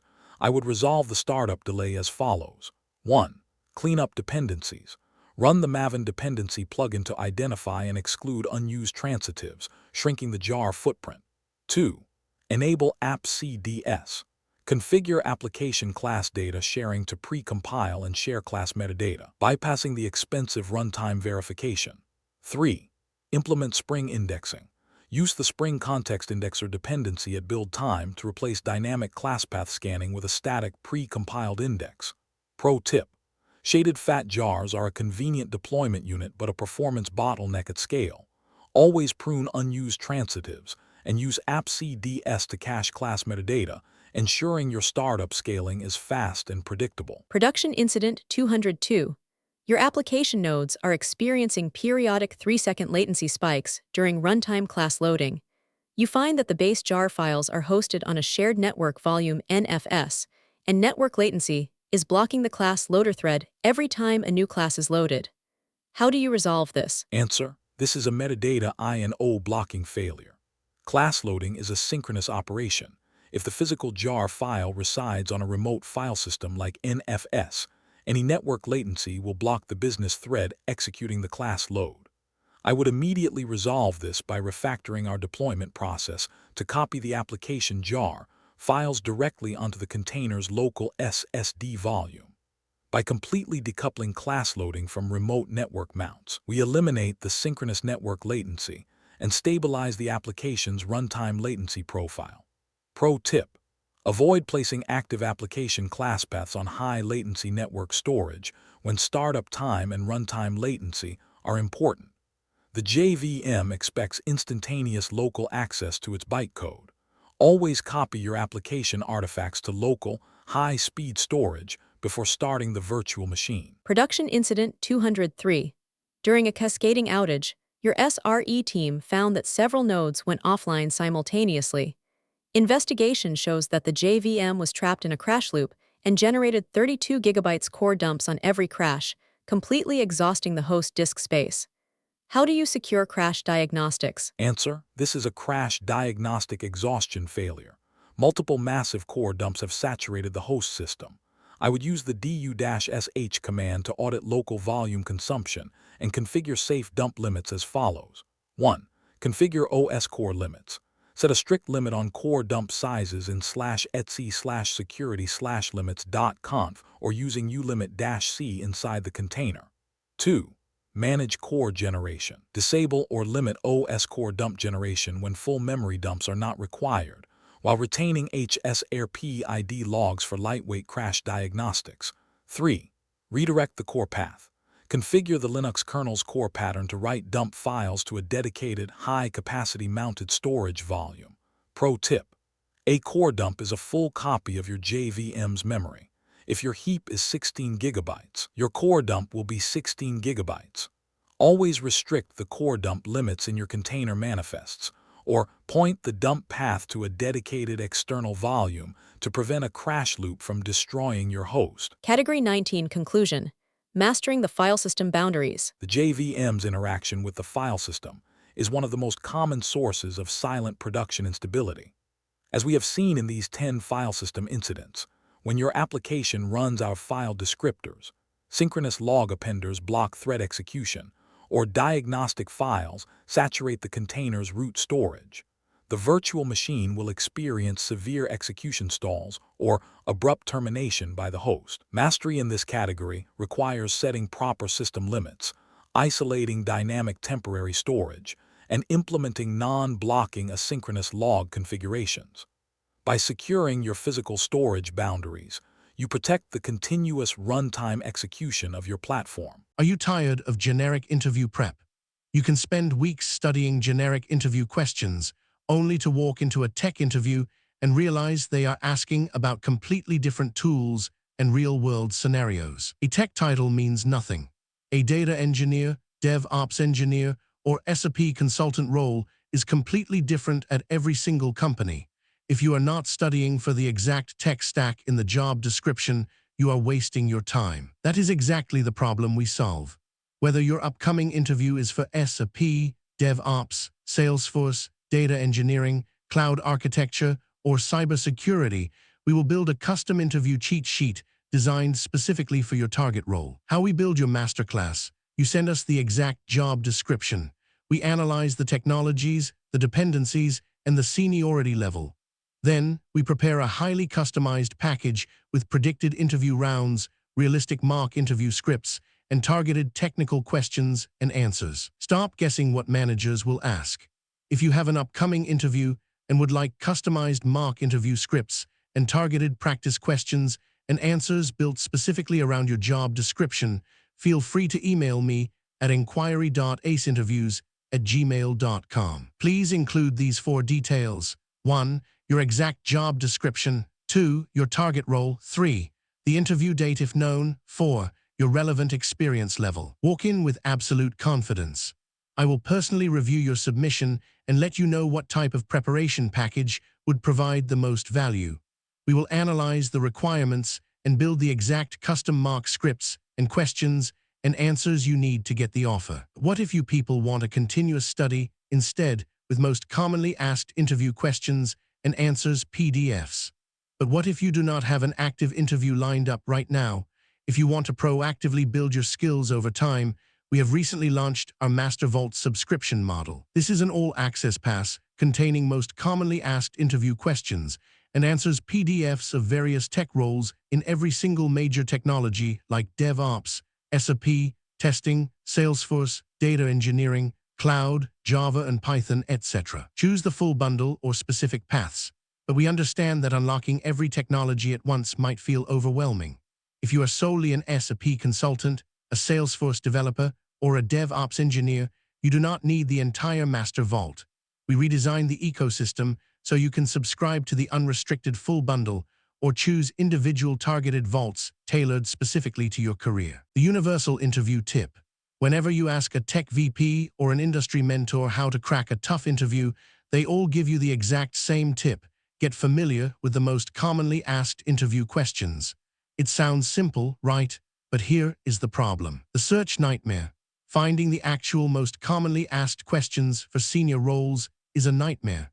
Generic Google searches only give you basic textbook definitions, and those will not help you clear a lead architect or senior engineer round where production reality matters. Imagine a master vault. Now, imagine a vault where the absolute most commonly asked interview questions for your specific role are already collected for you, perfectly organized by interview rounds like 1. Most commonly asked technical-based question and answers. 2. Most commonly asked scenario-based question and answers. 3. Most commonly asked real-world problem-solving question and answers. 4. Most commonly asked system design question and answers. 5. Most commonly asked behavioral-based question and answers. Cross-domain mastery. I built the ACE Interviews Master Vault for the modern architect. We did not just do this for one role. We covered everything: SAP, cybersecurity, DevOps, software testing, data engineering, Java, and Python. The ultimate all-access deal. Instead of paying for individual PDFs, you can now unlock our entire database. Get over 1,000 plus PDFs containing 50,000 plus of the most asked question and answers for a mere 1,499 rupees a month. The elite transformation. Stop studying just to pass. Equip yourself with the cross-domain confidence of a true architect and walk out of your next interview choosing between 2 or 3 elite job offers. Unlock the vault now. The era of buying individual guides is over. Click the link in the video description below right now to unlock the Master Vault. Now, let's get back to the masterclass. Transition. Ascending from storage to cloud resource management. But even a perfectly tuned file system cannot save an application if the underlying cloud hypervisor or bare metal host is starving the virtual machine of physical resources. If the storage subsystem is the physical warehouse, then the cloud hypervisor is the landlord that dictates your CPU allocation, memory bandwidth, and hardware topology. When your virtual machine exhausts its CPU credits, noisy neighbors saturate the hardware bus, or the container CPU scheduler fights with your garbage collector threads, the JVM's performance degrades in ways that standard application profiling cannot explain. We now move from the storage layers to the ultimate boundary: cloud, resource, and hardware management incidents. Let's explore Category 20. Category 20. Cloud, resource, and hardware management incidents. Deploying Java in modern cloud and virtualized environments requires deep awareness of how the JVM interacts with shared hardware topologies and hypervisor resource policies. In this final category of Part 1, we explore the high-stakes incidents caused by burstable instance credit exhaustion, hypervisor-level NUMA topology leaks, noisy neighbors, and the thread scheduling mismatches that occur when containers restrict CPU quotas. We test your ability to tune low-level JVM parameters, align thread counts with logical processors, and secure your cloud-native deployments against shared resource starvation. Category 20. Cloud, resource, and hardware management 204 to 210. Here is the list of the 7 production incidents covering the cloud and hardware interface of this category. Production Incident 204.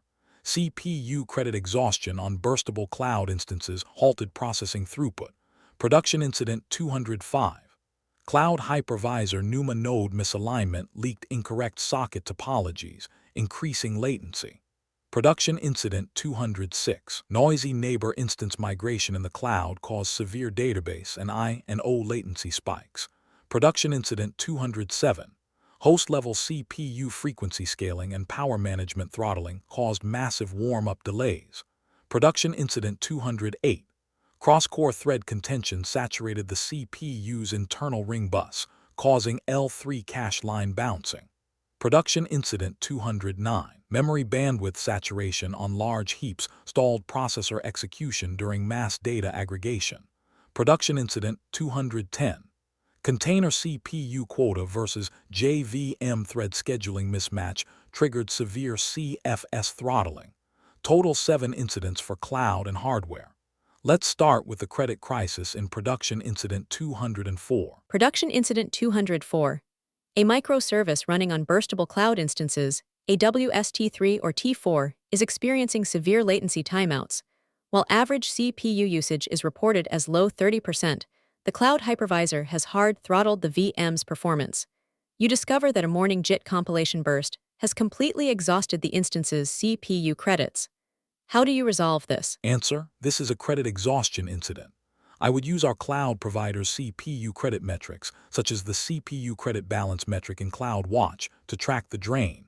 I would resolve the exhaustion as follows. 1. Limit JIT compiler threads. Configure -xx:/ci compiler count equals 2 to restrict background compilation threads, preventing temporary startup spikes from aggressively burning credits. 2. Configure unlimited mode. Enable AWS T2 or T3 unlimited mode to allow the instance to burst beyond its credit balance by paying a small financial premium during traffic peaks. 3. Right-size instance class. Upgrade the workload to a dedicated instance class like M5 or C5 if the baseline operational CPU requirements are consistently above the burst threshold. Pro tip: consider reducing CI compiler count on small burstable instances if JIT compilation contributes significantly to startup CPU spikes.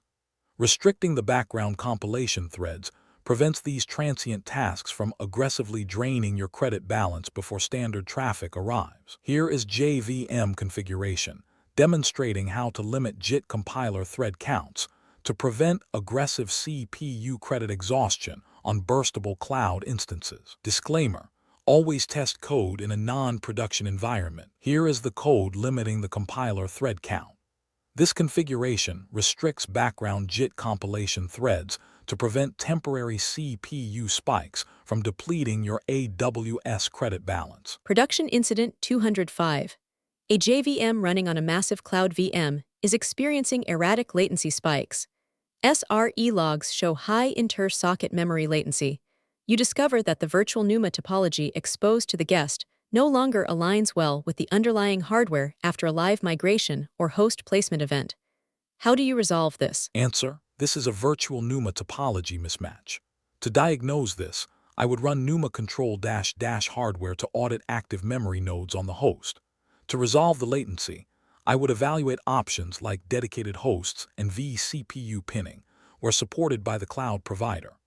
I would then configure non-uniform memory access awareness in the JVM using the -xx:+ use NUMA setting. This helps the JVM allocate memory closer to the allocating thread, greatly reducing bus congestion and ensuring that allocations align with the underlying hardware layout.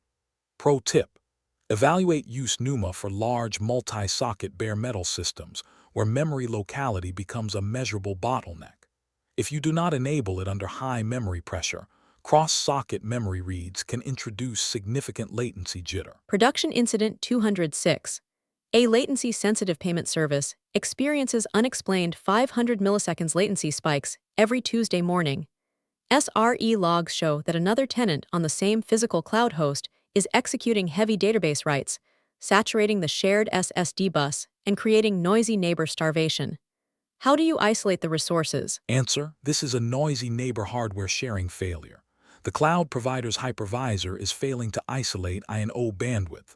I would isolate our resources as follows. 1. Audit disk latency. Run IOstat on the host to monitor disk wait queues and confirm that the latency spike correlates with high physical host I/O wait times. 2. Use provisioned bandwidth. Migrate the database volumes to cloud-native storage with guaranteed provisioned IOPS like AWS I/O2 to bypass shared bus throttling. 3. Deploy on dedicated hosts. Move the payment service to dedicated instances or dedicated hosts to eliminate the presence of other tenants on the physical machine. Pro tip: multi-tenant cloud environments are prone to noisy neighbor issues, especially on shared disk and network interfaces. For core transactional microservices, always use provisioned IOPS or dedicated hosts to guarantee hardware-level isolation. Production Incident 207. Your high-frequency trading JVM is running 30% slower on a brand new bare metal server. System metrics show that the Linux governor is dynamically downclocking the CPU cores during low traffic periods, creating a massive warm-up delay when the next trading tick arrives. How do you disable this power throttling? Answer: this is an OS-level power throttling failure. The default Linux CPU governor is configured to power save or on-demand mode, which downclocks physical cores to save energy when the queue is idle. I would immediately run CPU power frequency info to check the current governor state. To resolve this, I would use the CPU power frequency set-g performance command to lock all cores to their maximum frequency, ensuring that the processor is instantly ready to execute incoming trade packets without any warm-up delay. Pro tip: for latency critical bare metal workloads, consider the performance governor where operational policies allow. This prevents the kernel from downclocking active execution cores and eliminates the warm-up latency on incoming trade ticks. Are you tired of generic interview prep? You can spend weeks studying generic interview questions, only to walk into a tech interview and realize they are asking about completely different tools and real-world scenarios. A tech title means nothing. A data engineer, DevOps engineer, or SAP consultant role is completely different at every single company. If you are not studying for the exact tech stack in the job description, you are wasting your time. That is exactly the problem we solve. Whether your upcoming interview is for SAP, DevOps, Salesforce, data engineering, cloud architecture, or cybersecurity, we will build a custom interview cheat sheet designed specifically for your target role. How we build your masterclass: you send us the exact job description. We analyze the technologies, the dependencies, and the seniority level. Then, we prepare a highly customized package with predicted interview rounds, realistic mock interview scripts, and targeted technical questions and answers. Stop guessing what managers will ask. If you have an upcoming interview and would like customized mock interview scripts and targeted practice questions and answers built specifically around your job description, feel free to email me at inquiry.aceinterviews@gmail.com. Please include these 4 details: 1. Your exact job description. 2. Your target role. 3. The interview date if known. 4. Your relevant experience level. Walk in with absolute confidence. I will personally review your submission and let you know what type of preparation package would provide the most value. We will analyze the requirements and build the exact custom mock scripts and questions and answers you need to get the offer. What if you people want a continuous study instead, with most commonly asked interview questions and answers PDFs? But what if you do not have an active interview lined up right now? If you want to proactively build your skills over time, we have recently launched our Master Vault subscription model. This is an all-access pass containing most commonly asked interview questions and answers PDFs of various tech roles in every single major technology like DevOps, SAP, testing, Salesforce, data engineering, cloud, Java and Python, etc. Choose the full bundle or specific paths, but we understand that unlocking every technology at once might feel overwhelming. If you are solely an SAP consultant, a Salesforce developer, or a DevOps engineer, you do not need the entire Master Vault.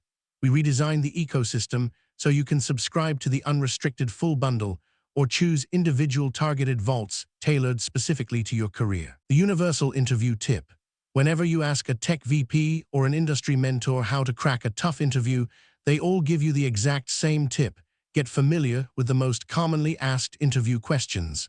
It sounds simple, right? But here is the problem. The search nightmare. Finding the actual most commonly asked questions for senior roles is a nightmare. Generic Google searches only give you basic textbook definitions, and those will not help you clear a lead architect or senior engineer round where production reality matters. Imagine a master vault.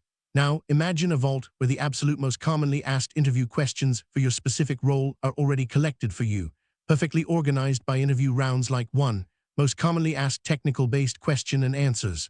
2. Most commonly asked scenario-based question and answers.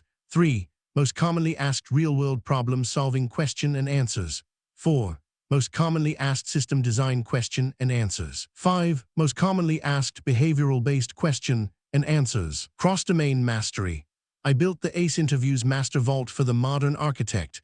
We did not just do this for one role. We covered everything: SAP, cybersecurity, DevOps, software testing, data engineering, Java, and Python. The ultimate all-access deal. Instead of paying for individual PDFs, you can now unlock our entire database. Get over 1,000 plus PDFs containing 50,000 plus of the most asked question and answers for a mere 1,499 rupees a month. The elite transformation. Stop studying just to pass. Equip yourself with the cross-domain confidence of a true architect and walk out of your next interview choosing between 2 or 3 elite job offers. Unlock the vault now. The era of buying individual guides is over. Click the link in the video description below right now to unlock the Master Vault. Now, let's get back to the masterclass. Production Incident 208. A massive 64-core JVM is experiencing severe execution stalls during parallel stream processing. SREs run perf and find that thread synchronization across too many active cores is saturating the processor's cache coherency interconnect, causing L3 cache line bouncing. How do you optimize the bus traffic? Answer: this is a cache coherence bus saturation incident. The processors are spending too much time syncing L3 cache states across distant cores. I would resolve the contention as follows. 1. Audit cache sharing. Run the perf C2C diagnostic utility on the host to monitor cache-to-cache sharing and pinpoint the highly contested variable offsets. 2. Segment thread pools. Instead of a single massive thread pool, segment your parallel tasks into smaller, isolated thread pools bounded by CPU socket boundaries. 3. Configure thread affinity. Use the Linux task set utility to bind specific JVM worker threads to dedicated physical cores, minimizing cross-socket cache coherence traffic. Pro tip: on high-core architectures, thread scaling has non-linear costs. If you run a single pool across 64 cores, the processor's cache coherency interconnect will choke on cache coherence traffic. Segment your pools and enforce thread affinity to keep your caches local. Production Incident 209. A JVM with a massive 128 GB heap is running 40% slower during mass data aggregation. Profiling reveals that the memory controller is saturated and the CPU is stalled waiting for the RAM bus to read and write millions of references. How do you resolve this bandwidth saturation? Answer: this is a memory bandwidth saturation failure. When a JVM manages millions of object references on a massive heap, the physical memory bus becomes the bottleneck. I would first verify that compressed ordinary object pointers are enabled where supported using -XX:+, use compressed OOPS, and -XX:+, use compressed class pointers to shrink reference sizes from 8 bytes to 4 bytes, significantly reducing memory bus traffic. For a long-term architectural fix, I would refactor our data models to use primitive arrays or contiguous memory layouts, reducing the pointer chasing overhead that saturates the memory controller. Pro tip: memory bandwidth is a finite physical limit. If your application traverses massive object graphs, your CPU will spend more time waiting for RAM than executing code. Use compressed ordinary object pointers and primitive arrays to keep your memory footprint compact. Production Incident 210. A container with a limit of 2.0 CPUs has a JVM that spawns 16 parallel GC threads. The threads fight for CPU time, triggering severe CFS throttling and crashing the service. How do you resolve this scheduling mismatch? Answer: this is a container scheduling mismatch failure. Older JVMs, or JVMs where container awareness is disabled or misconfigured, may size GC threads based on the host rather than the container. This causes too many threads to run simultaneously, exceeding the container's CPU quota and triggering CFS throttling, which can be monitored via container CPU throttling metrics. I would resolve this by manually tuning -XX: parallel GC threads equals 2 and -XX:conc GC threads equals 1 to align the GC worker pools with the container's allocated processors, preventing context switching fights and container-level thread freezing. Pro tip: always align your garbage collection threads with your container's CPU quota. If your container limit is 2, but your JVM spawns 16 GC threads, the kernel will throttle your container during every minor collection.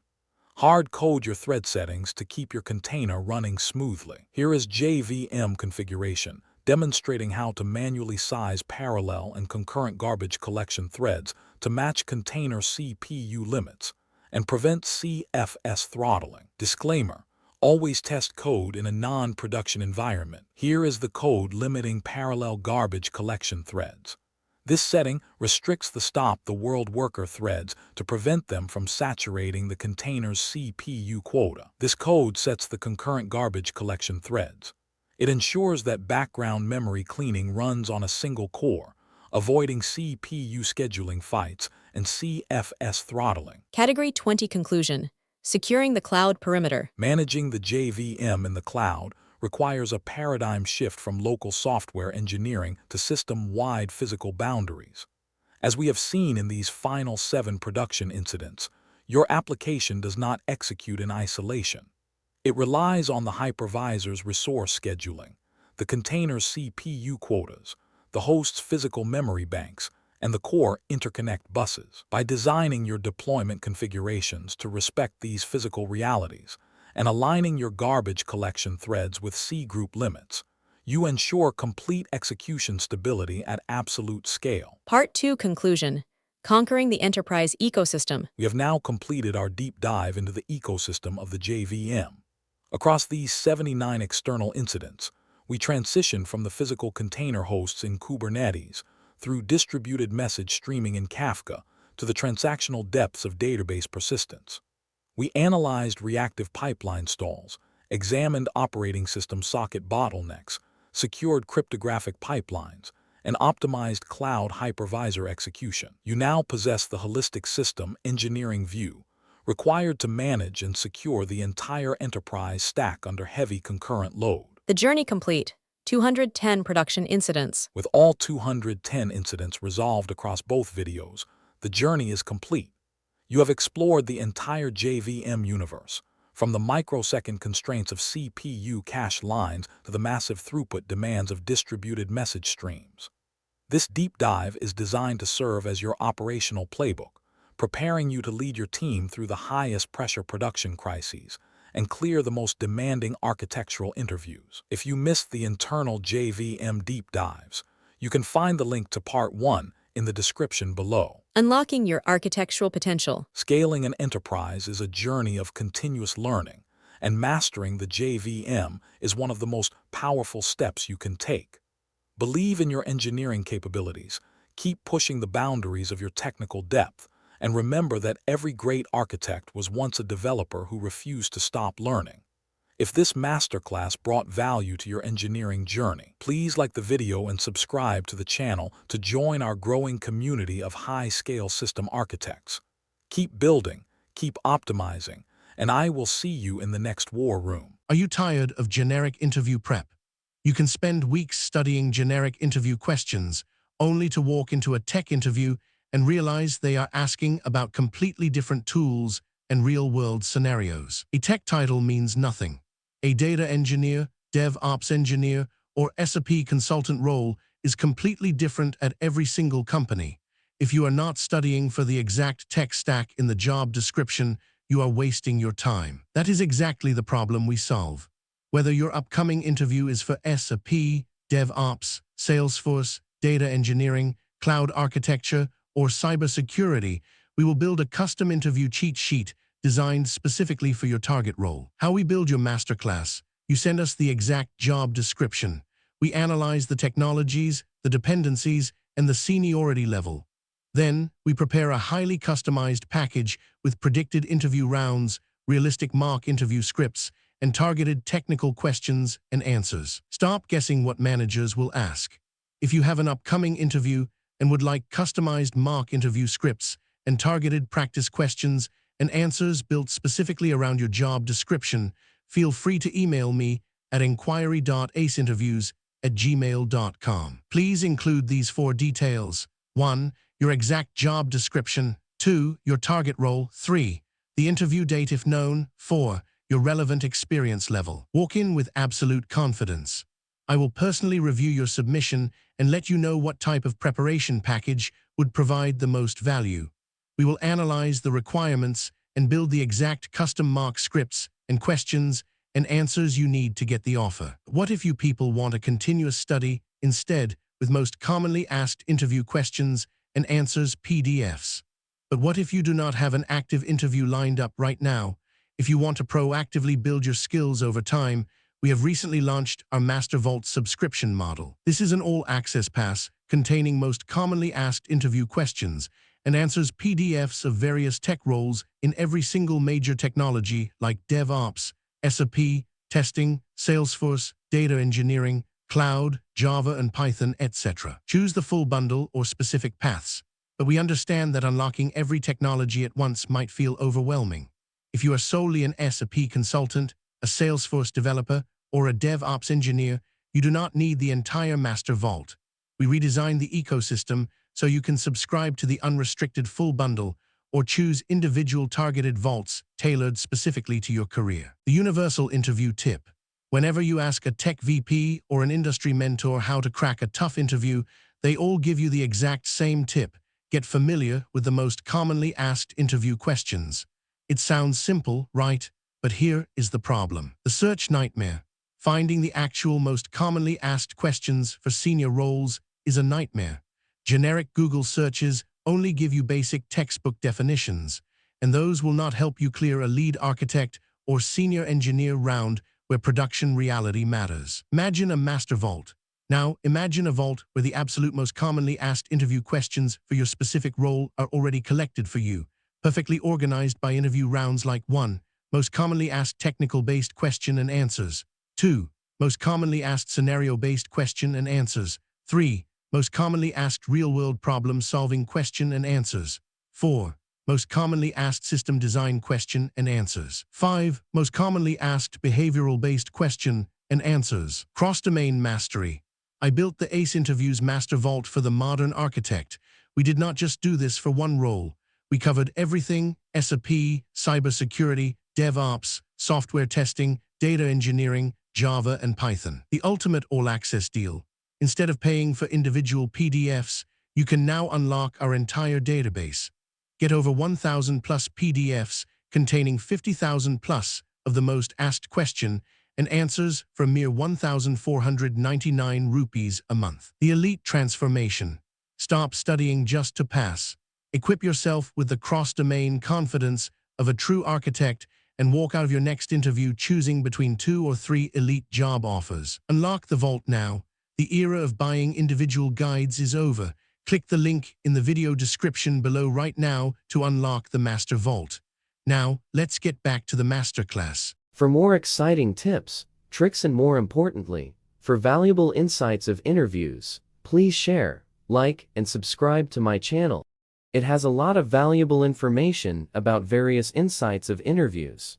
It has a wide range of real-world portfolio projects of various technologies for interviews, and it has wide range of most asked interview questions and answers of various technologies like data science, SAP, AWS, DevOps, and full-stack web development, and more. That will be useful during interviews.